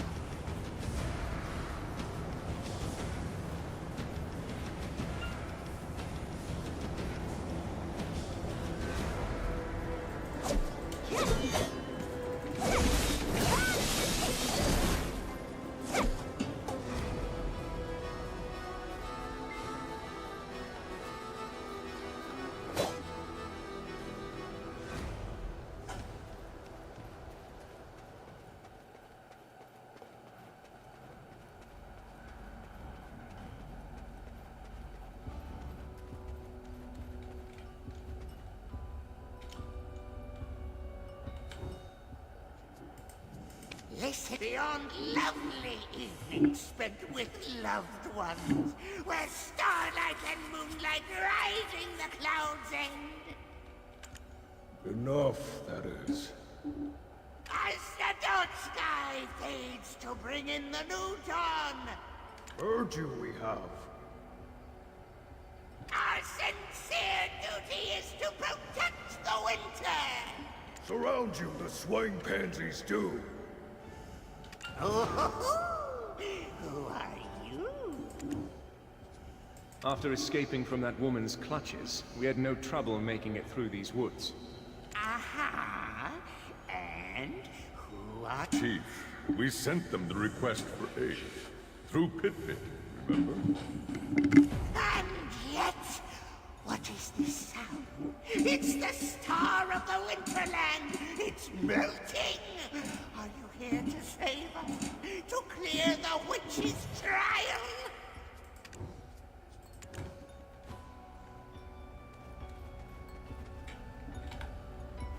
What took you so long?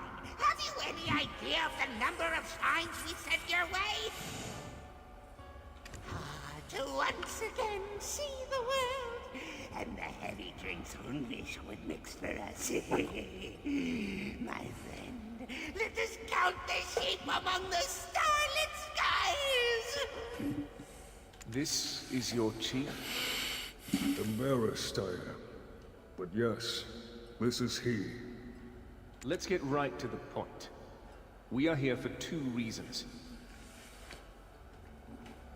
First, to solve the 4th trial of the witches. Second, to find the missing Khan. What about us? You're not here to rescue us? Your kind never dies, or so I hear. You only need to be reborn by the flame of origin, no? No, you're wrong! We can't die, not now, not ever! Chief, stop screaming, you must. Help us, they must. Certain of it, I am. Ooh, Ivar! I mean, Ord. Have you finally thought of something good? I don't remember the last time you did. Ooh, Ivar! I mean, Ord. Have you... Ooh, Ivar! I mean, Ord. Ooh, Ivar! Ooh, Ivar! I mean, Ord. Always full of ideas, I am. Opening the heavens where life and death ebb and flow. Only by us who handle the flame of origin, a chief can it be. Melt away soon, the star of the Winterland shall. So, choose you must. No need to tread the difficult path from the start. Speak.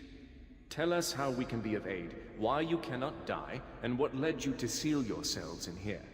Finally, the time has come! I've been dying to tell you.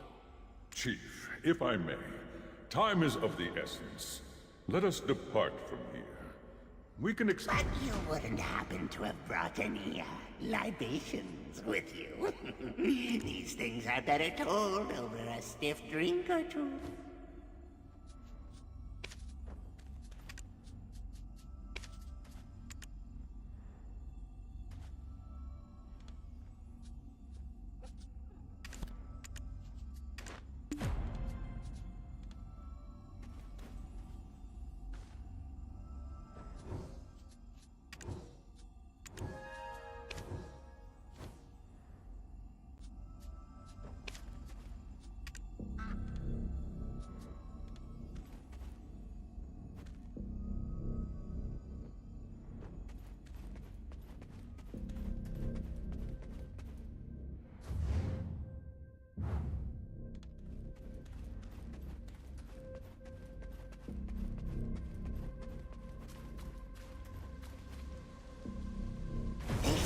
The cave gifted unto us by the humans who previously made their home here.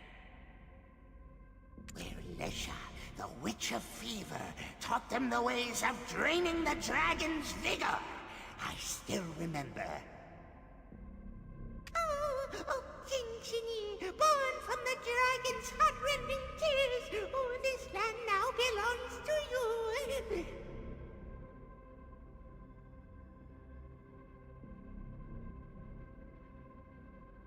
So I asked, your scorching heat was what drove off the winter's cold. Where are you off to now?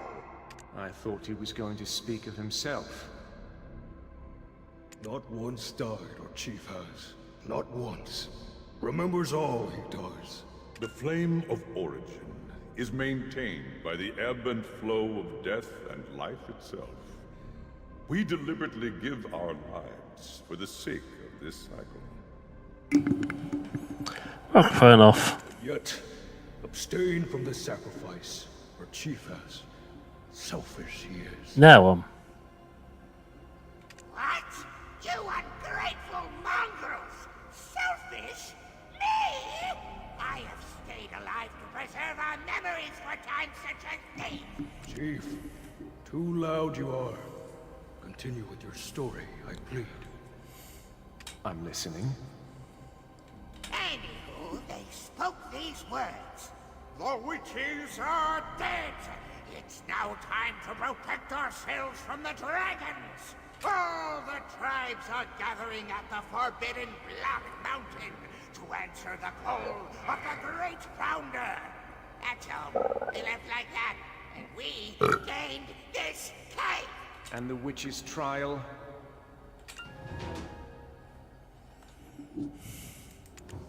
Chief, germane to the topic you aren't. Help I shall. Taught the humans wisdom, Lesha, the Witch of Fever, did. Melted her own face right in this place, she did. And yet, from within the heavens of life's ebb and flow, the eyes, nose, and lips to Lesha's face, a shaman restored. As the fingers of the heavens, these four pillars are now known. Once Lesha's face is restored, so too the lost face of the star of the Winterland shall be.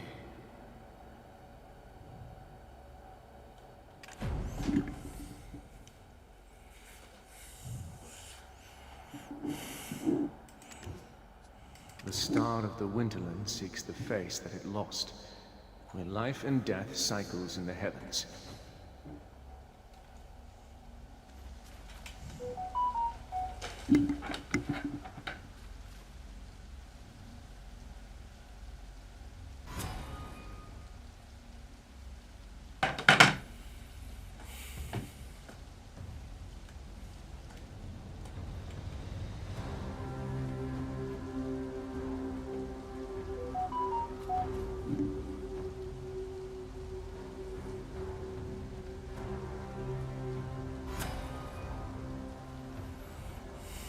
The star of the Winterland seeks the face that it lost, where life and death cycles in the heavens.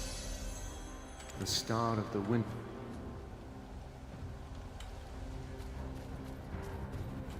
Without that bumbling fox, we completed our task in record time. As promised, let's listen to what they have to say. Thank you.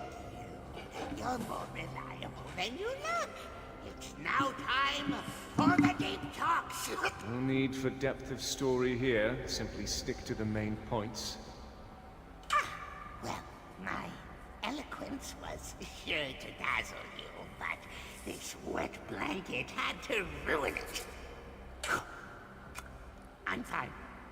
Let's settle down a bit. This is both our story and the story of their town. The reason we barricaded ourselves here is solely due to the crazed tribes outside these walls. You do know what the Zavir Highlands mean to us, yes? Then why did you destroy our totem? It wasn't us! It wasn't us, I tell you! Then who are those, Ojinshini? Today was supposed to be a festive day. Right. Today was the day the seal of the stone tablet left by the Seventh Witch was to be broken. However, we must first settle this matter before we can bind the tablets. Returning to Aelton hand in hand at this point could result in our deaths, so I've come in their place. What truly has occurred here? Are you actually okay? We found these in our woods. These Aren't these the oak pills we used to enjoy together? Members of my tribe who ate these passed away.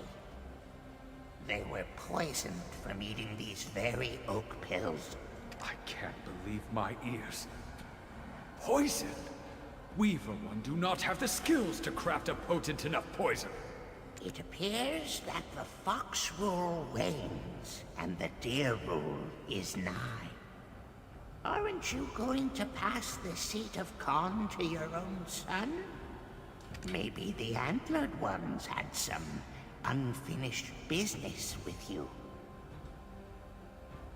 No, that cannot be. No Abets would do such a thing. We long to become a bridge for the world. Whoever inherits the seat of the Khan would never commit such an atrocity. The reason we barricade... But you do know that if any of us lose I just sense a fight brewing. I just sense it. ride the origin flame as our flesh is born anew. And yet those of us who ate this very oak pill and were rekindled came back changed, attacking fellow members of our tribe. No longer would they sing with us, "Oh, Labresca, return, return!" That was where I tasted true despair. 1 became 10, which quickly became 100. They are the ones who toppled your totems in the Highlands. No, that cannot be. Not us Abets.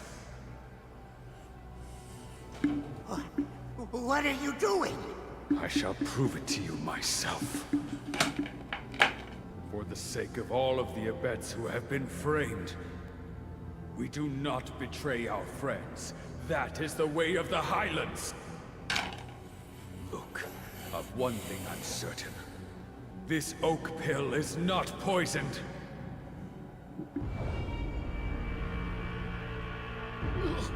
No.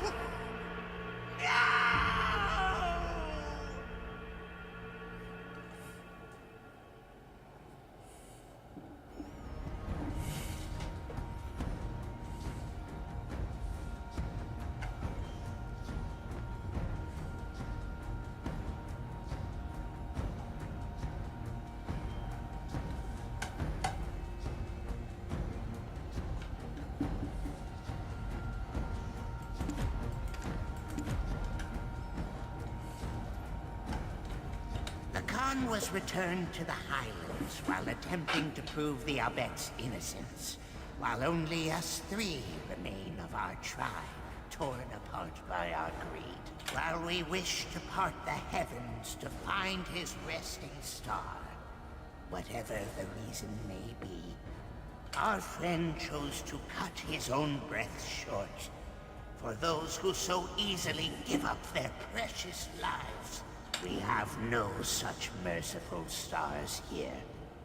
That is his final resting place. The village ruins. That too was the works of your tribe turned monsters. Do the Abets believe we were the ones who brought the village to ruin? They believe that you were the ones who planted the Dreadwinter tree. Are you serious? They're not of their own minds! Ah! Chief, isn't it obvious? Even if the poisoned pill consumed their soul, their shells remain Okjinshini clear as day. Anyone else would think the same. Let's stick to the facts here. Know the facts we do. Continue the unfinished story we shall. After the Khan needlessly passed, I came to realize that this all stems from a poisoned oak. In the end, it's still the Mountain of Eternal Winter. The oak pill is just a means. For no matter how we died, through the origin flame we were still reborn whole.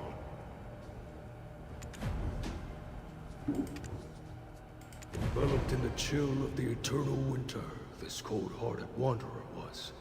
On the final bridge of wills that guide us back to the surface, tearing apart the souls of our people she was. Feeding the flames of the void she did.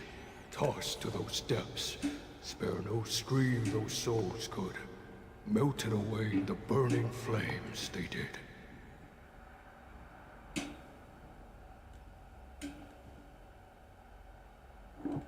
I do not understand.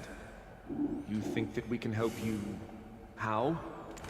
Stop! Why are you all so bad at explaining? Let me explain what you need to do in your worldly terms. Extinguish the flame that's claimed the haven of slumbering origin, and remove the guardian that protects the flame itself. Do the same for the winter trees burnt to a crisp, and the winter spirits that attack with painful howling, for they are the main culprits of this deadly winter. Take this oak pill that murdered the Khan and unveil the truth. If you don't, then I have no choice but to believe until my last breath that those antlered ones carried out this devious act. It pains me to suspect a friend. I pray that you preserve our age-old friendship. Now, we've no time to waste. Having now parted the heavens, I shall use all of my power to transport you to the path to proving that the Abets and Ukjin-Chini are one.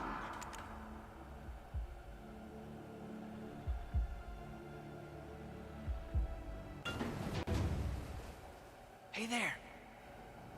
Yoo-hoo! Oh, you're awake, warrior of winter in training. You're snoring. Sleeping like a baby. Oh, I'm so jealous. Bet you can fall asleep anywhere, can't you?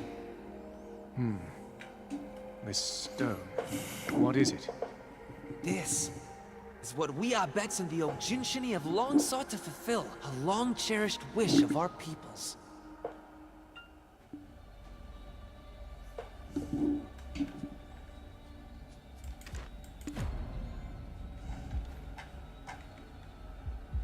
What kind of trial is it? You could say it's the very reason for our existence? From the moment the Mountain of Eternal Winter embraced us, there existed the stone tablets, which we split and shared with the Ojinshini. These words were engraved upon those tablets. To find where your destiny lies, reach the end of the path of prophecy. Reaching its end shall break the tablet seal and unveil the first prophecy. Gather the prophecies of origin to complete the final prophecy. This monument was made by Abets who reached that path's end. The proof that Abets and Ojinshini are one. I also recall seeing another stone tablet with constellations in the cave of the Ojinshini. Yeah, that's just how they express themselves. That was quite a mouthful you managed just now. Did our little seed sprout while we were away? What? A sprout? Come on! Don't forget, I am still the Khan's successor. Anyway, at first I was so shocked I had a little panic attack. To think they would send 2 people through the Jade Starlight Forest path of prophecy. Does that mean that those Ojinshini wish to speak with us? They were kind of preoccupied with their own troubles.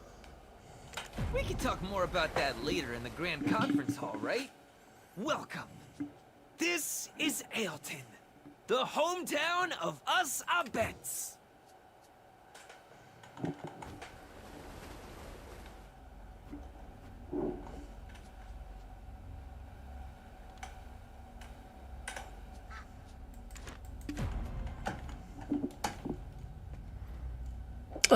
Get up.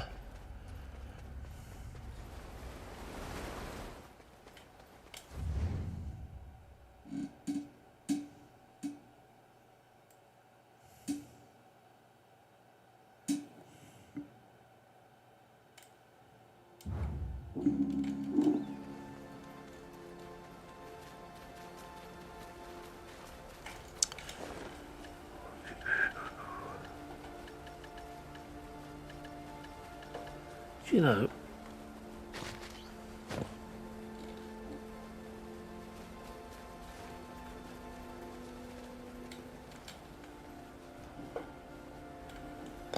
I'm trying to think of something.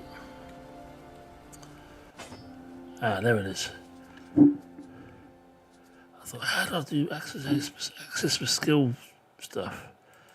I don't think there's anything that can level up, but it's been a long or unlock. It's been a long time since I've looked, and I've done a lot.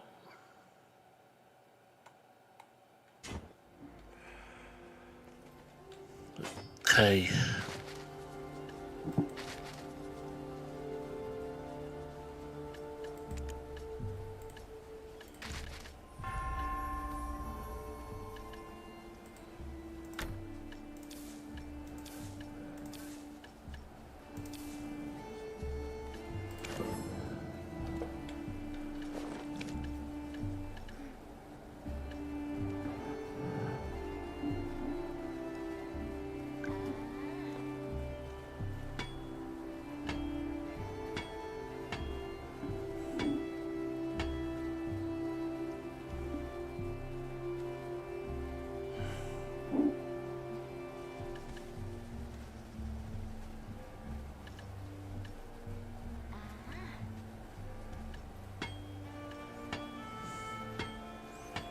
I don't think I've done anything yet.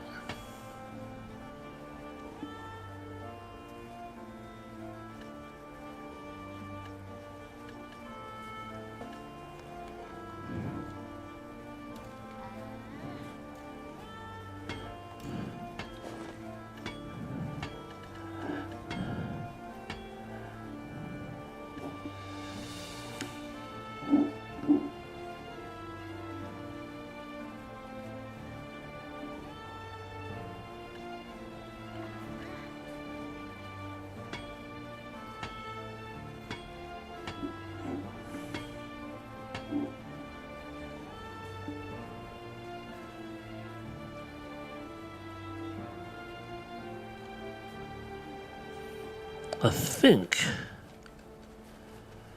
that's it.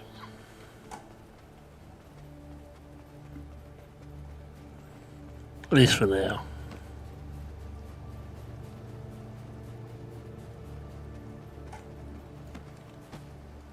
Every weapon here was between you and me. Every weapon between you and me. I actually prefer sketching in my spare time.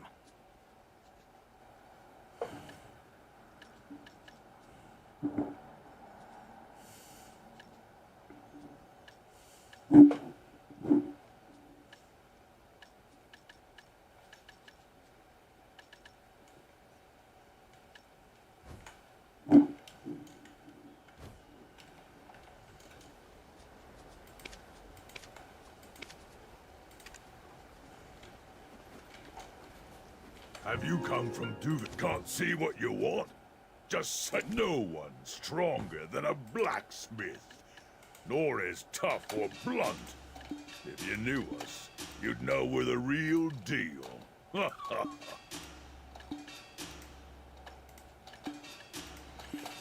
So I should imagine some things do need preparing. And I weren't wrong. Man lives for...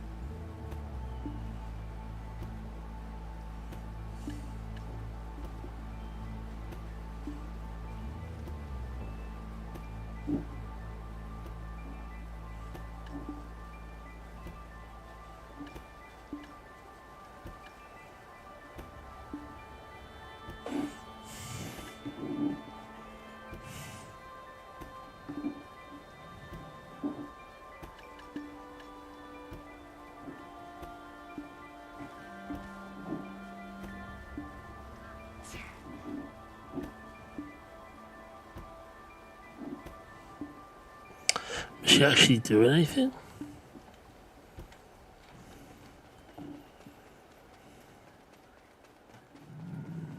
Ailton is so quiet. What? You think me and by...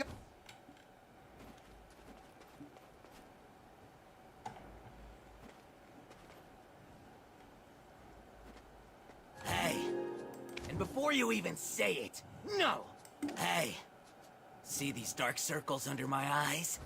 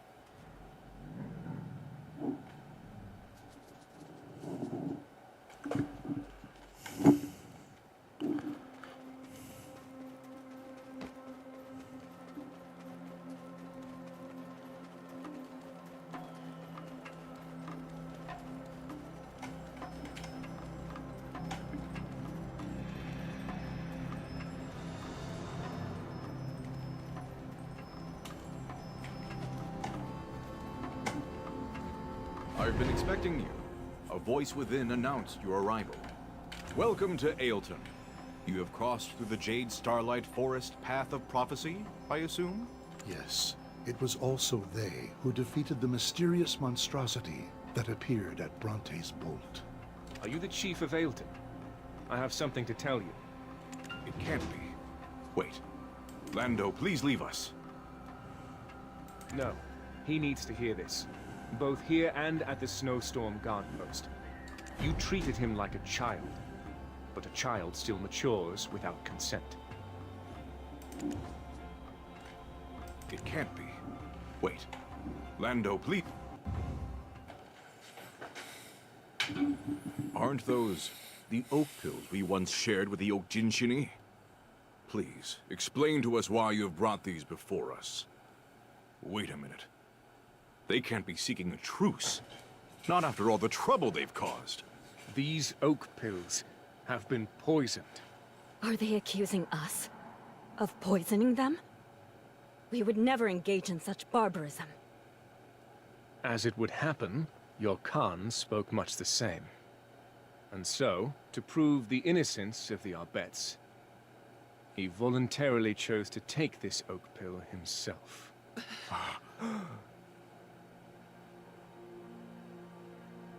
What? Always so trusting, honest to a fault. Why? Why would he commit such a foolish act? It simply doesn't make sense. The first Dear Mara uttered these words. Acknowledge when you are not adept in combat, but seek out friends to fight in your stead. Of course. That's very wise. We should hire some mercenaries to protect us. Quickly now, let's put out the word to all corners of the continent.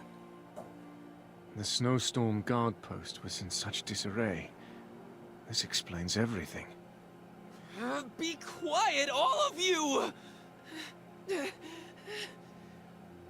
If my father were here, you think he would just hire more mercenaries? What we need to do is get to the root of all this chaos and confusion. Only then can we restore the Mountain of Eternal Winter.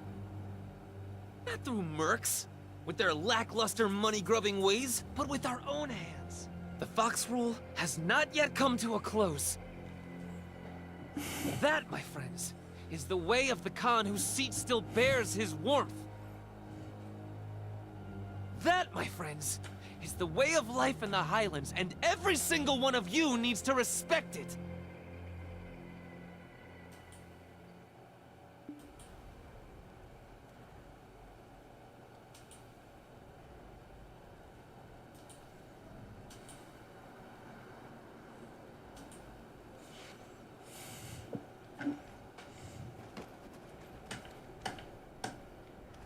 Your father had no choice but to consume that oak pill.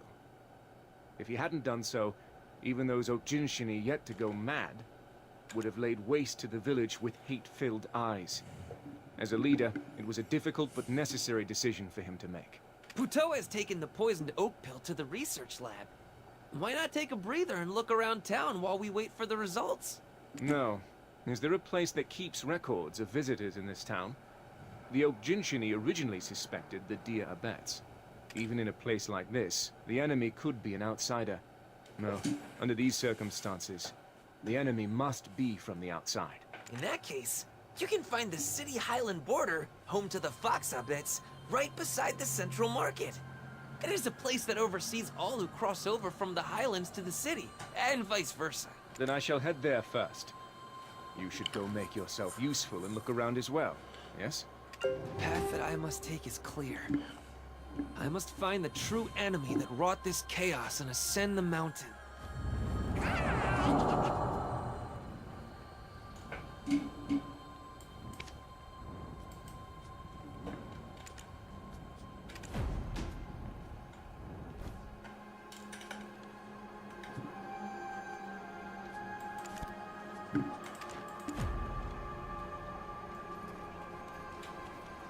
How knowledgeable are you on the history of your own hometown, adventurer? Whether good or bad, we must record every part of our history. Even those parts, whether good or bad, the history of Abets that I record will never wilt away. Conflicts such as those whether good or bad, whether the history of Abets that I record, conflicts such as those we witness today must be recorded so future generations may resolve their conflicts.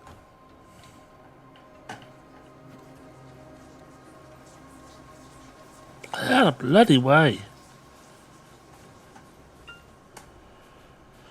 Ah, look at my body.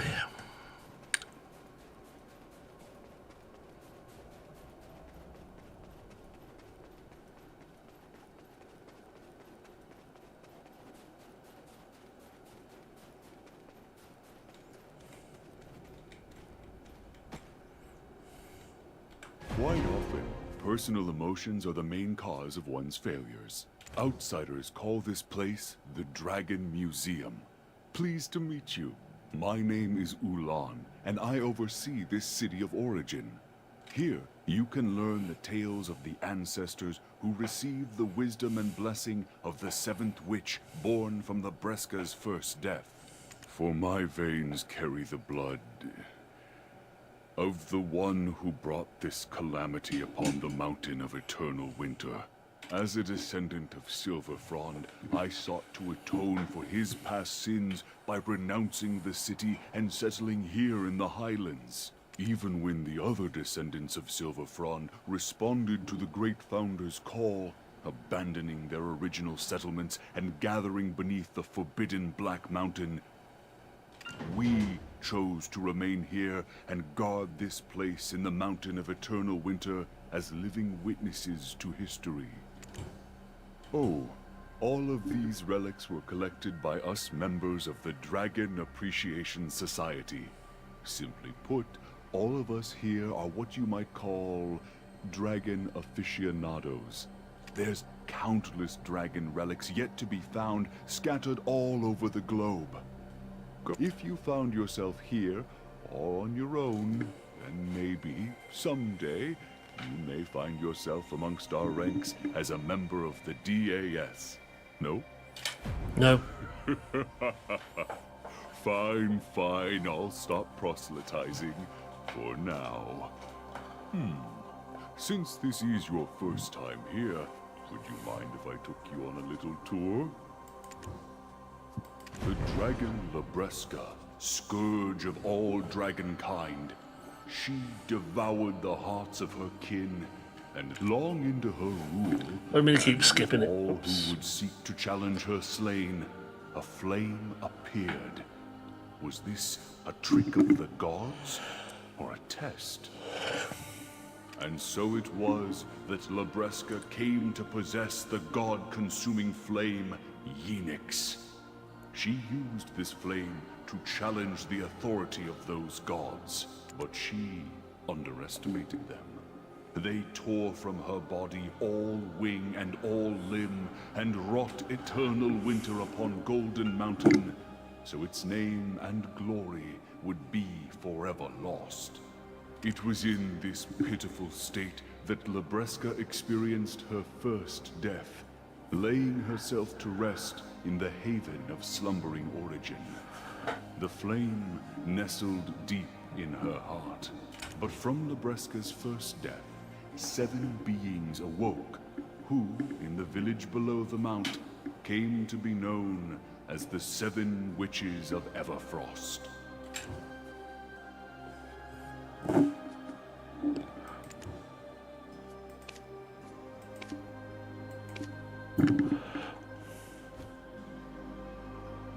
But from Libresca's first death,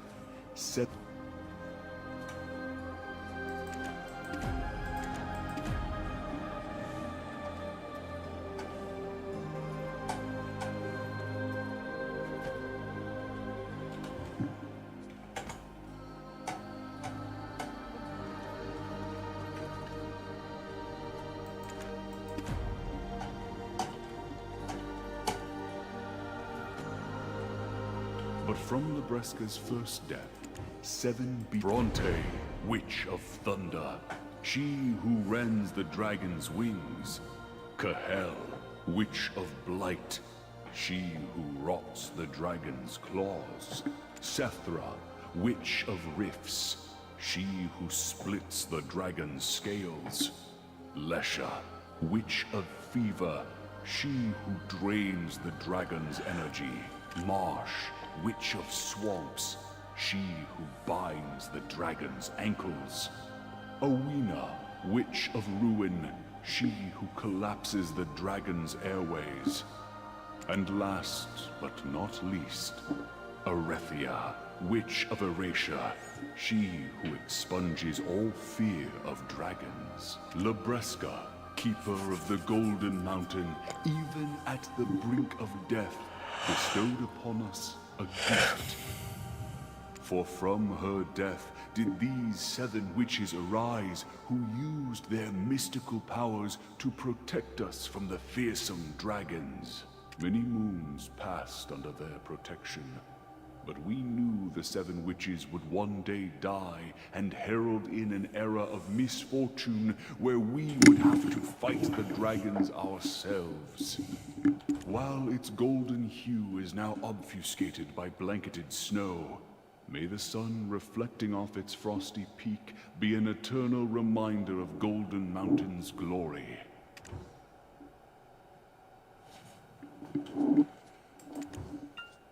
Sadly, that era of misfortune came sooner than expected, for fate is a cruel mistress, and she will not be denied.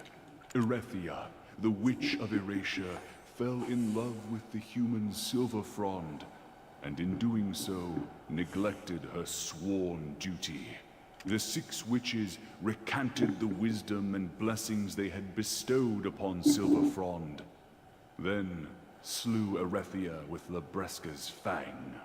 The once forgotten fear of dragons resurfaced, suffocating the humans who trembled in fear at this apparent curse wrought by the 6 witches. Play with the flames of love, and you will be burned. Grief-stricken and fearing for his life, Silverfrond made his way to Benny, I thought I heard you. seeking the god that grants all wishes.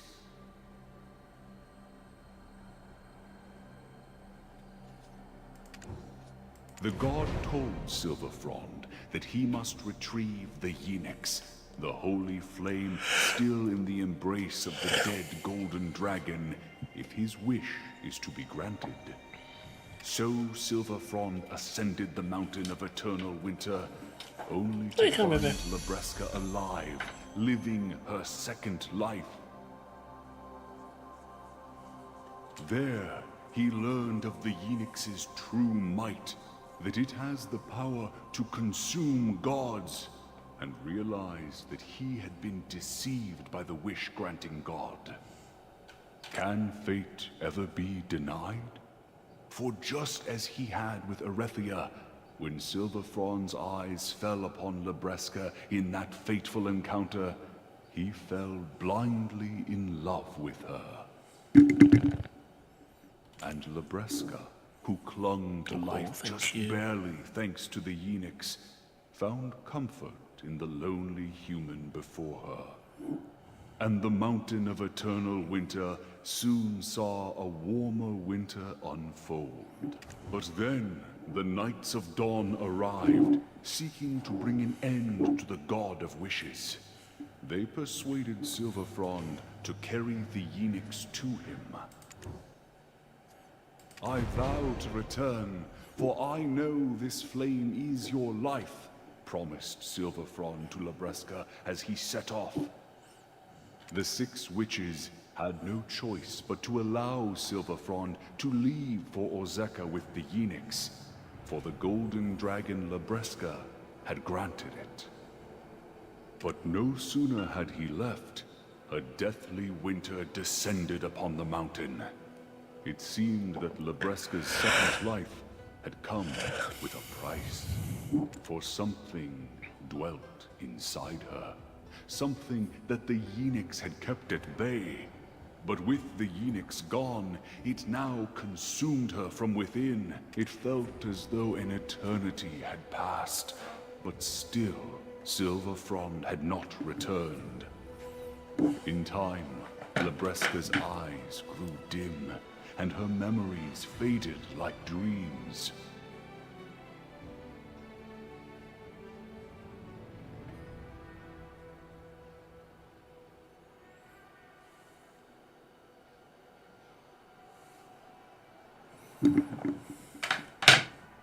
Eventually, the small sliver of hope she clung to evaporated, and with it a great calamity befell the mountain of eternal winter. There are no witches to protect us now. It is now up to us to defend ourselves against the dragons, proclaimed the one now known as the Great Founder. I have many more a tale to tell, but the beauty of adventuring is finding them for yourself, no? Not to mention, there's someone waiting for you outside. Stop by again some... Not to mention,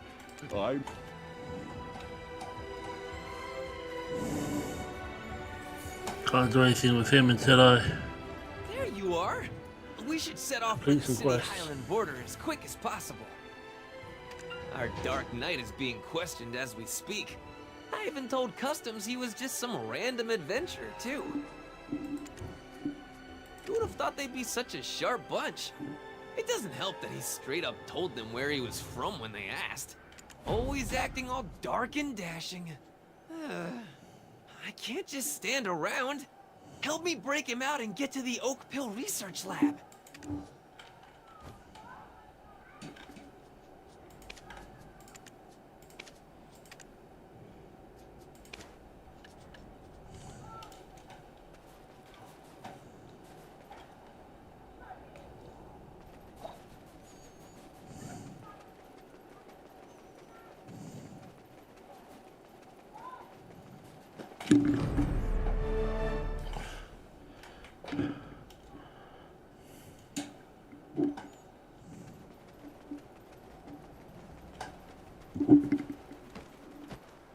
Even if we were all born different, we're all one in mind and body. All those wishing to stay those who aren't Abets but bear our names are no different from any other Abets. These are the talented blacksmiths from the Gavinia Great Crater who have taken on the Highland Bond and been invited to the Highlands. While the day and time whence we were born may differ, here in this place, may we exist as one body and mind together. Here, write down your city-worn name and take your hill-sworn. Next. These are master fishers from Crenea who have taken the Highland Bond and been invited to the Highlands. Any experience with ice fishing? That wasn't part of our agreement, but, that won't be an issue. Good. Of course it would be an issue. While the day and time whence we were born may differ, here in this place may we exist as one body and mind together. The citron orchard nearby is practically a Papu paradise. Shush. Let's keep that to ourselves. You're right. Next! While grateful for your previous offer, we Aker must respectfully decline. We could never imagine existing alongside the Vidir. I see. I suppose you need some more time to think about it, yes? Next! Ooh, are you the friend of this liar? I'll conduct a simple test of truth to see if you truly are friends. So many meaningless steps to confirm the comings and goings of one man. Silence! Don't you dare try to pull a fast one on me. We have no vacancy for liars like you in the Highlands. Especially with how low the public sentiment has become nowadays. Never thought I'd live to see the day where the Highlands would be overrun with suspicion. I thought the stories of poison oak pills were mere fiction, and yet it's been revealed that the oak pill research labs were robbed. Are we getting fired? Before I have to take responsibility and relinquish myself from this position, I shall uncover the truth behind this mysterious interloper. Now, a test that will surely uncover the truth. Any real adventurer could easily answer these questions. First question, Patrigio's leopard's name is Naru. That's not even a question. True. Next. Second question. The symbol of Kelphion is the eagle.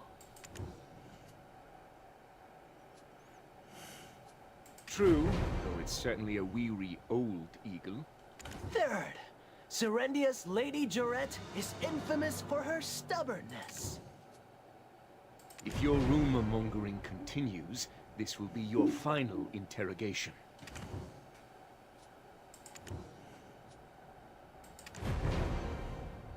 It appears you do speak the truth. Your identity is cleared, so I shall grant you access to the records. Nothing seems out of place. This entry shows a Hillsworn name, Mahia. But why is the City-worn name Black? Let me see. Ah, that one. Said they lost their memory. Looked a bit ill.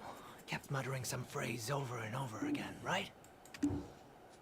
Perfect being, perfect being, perfect being. They kept repeating that. That's why the captain took them to the Oak Pill Research Lab, to see if they could treat them. Perfect being, eh? It wasn't their memory they lost. More like their free will. So you're not an adventurer, but a detective by trade, hmm? My apologies for the mix-up. But tell me, why do you think so? Their handwriting. It looks too erratic, like it was forced. Oh! Did you say perfect being? That's the mantra of the Sezek Barbarians. I may have overheard it while I was doing a bit of schmoozing over at Camp Balix. Ah!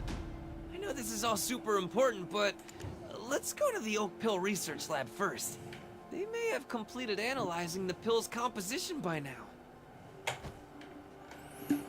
Yep. Let's sort our pills out.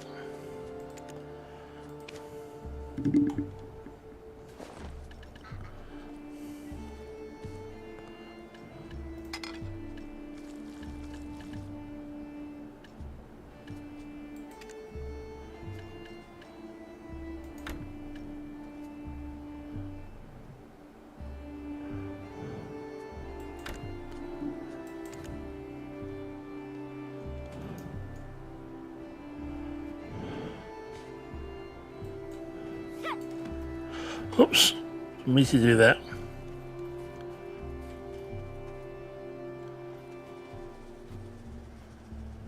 I don't think it's him I gotta talk to, is it?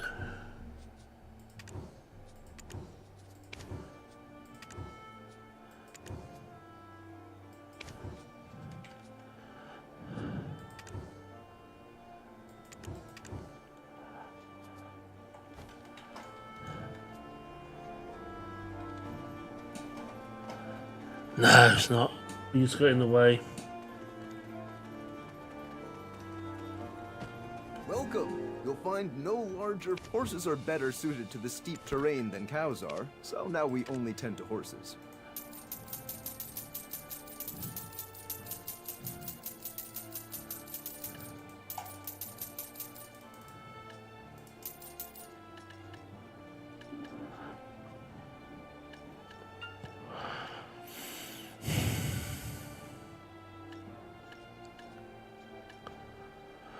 It's only to sell.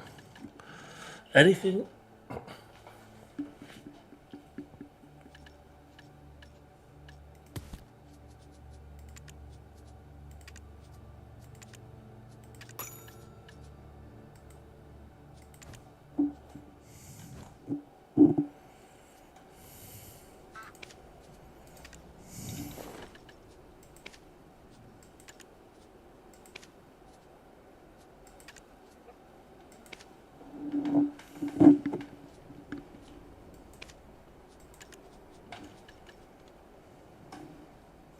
Oh, come on, stop messing around.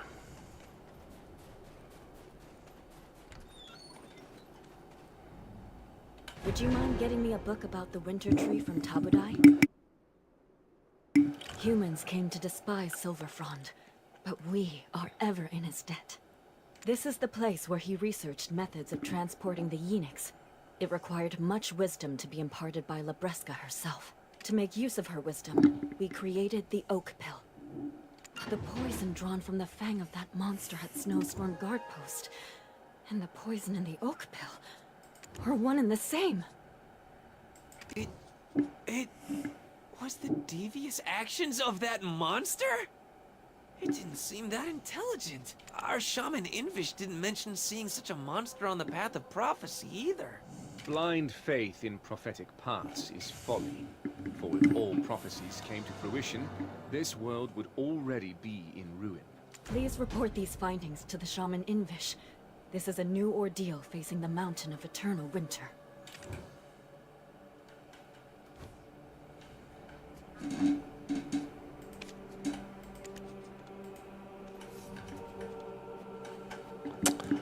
Get out of here. It's too crowded.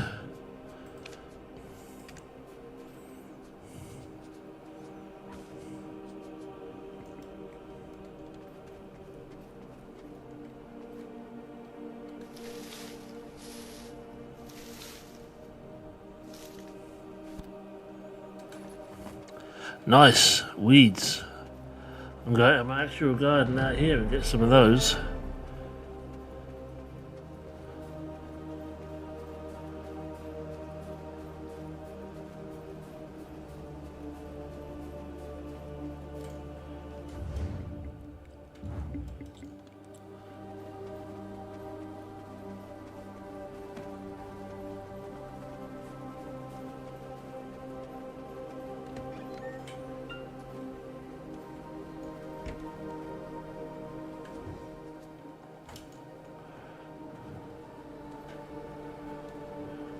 I found the answers I sought deep in my dreams. Do you wish to do likewise? The witches smiled, but inside they were weeping.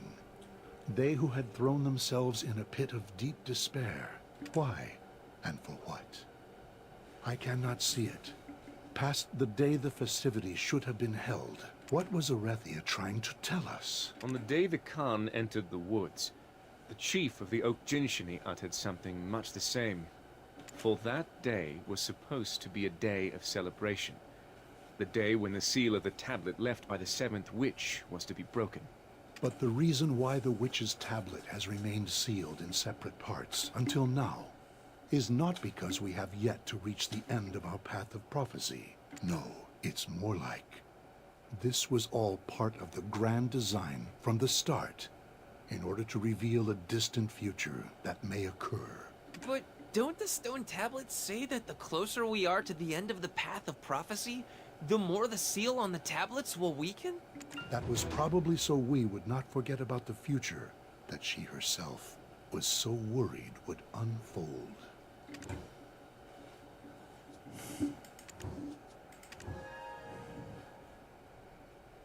That was probably so we would not forget about the future. On that day, which was supposed to be a celebration for our bets and Oak Jinshini alike, a mysterious explosion occurred at the Shere Khan Iron Mines. Maybe that explosion awakened the very thing the witch feared. Do you suppose it had anything to do with that strange monster no one had ever seen or heard of? During all the chaos that occurred on that day, there were some who took the opportunity to flee from that place. I believe they'll be able to enlighten us more on what exactly happened on that day. Oh, aren't you? Give me a moment. I will hide your dark presence. The marking on your skin, the shackles are bound to react to it.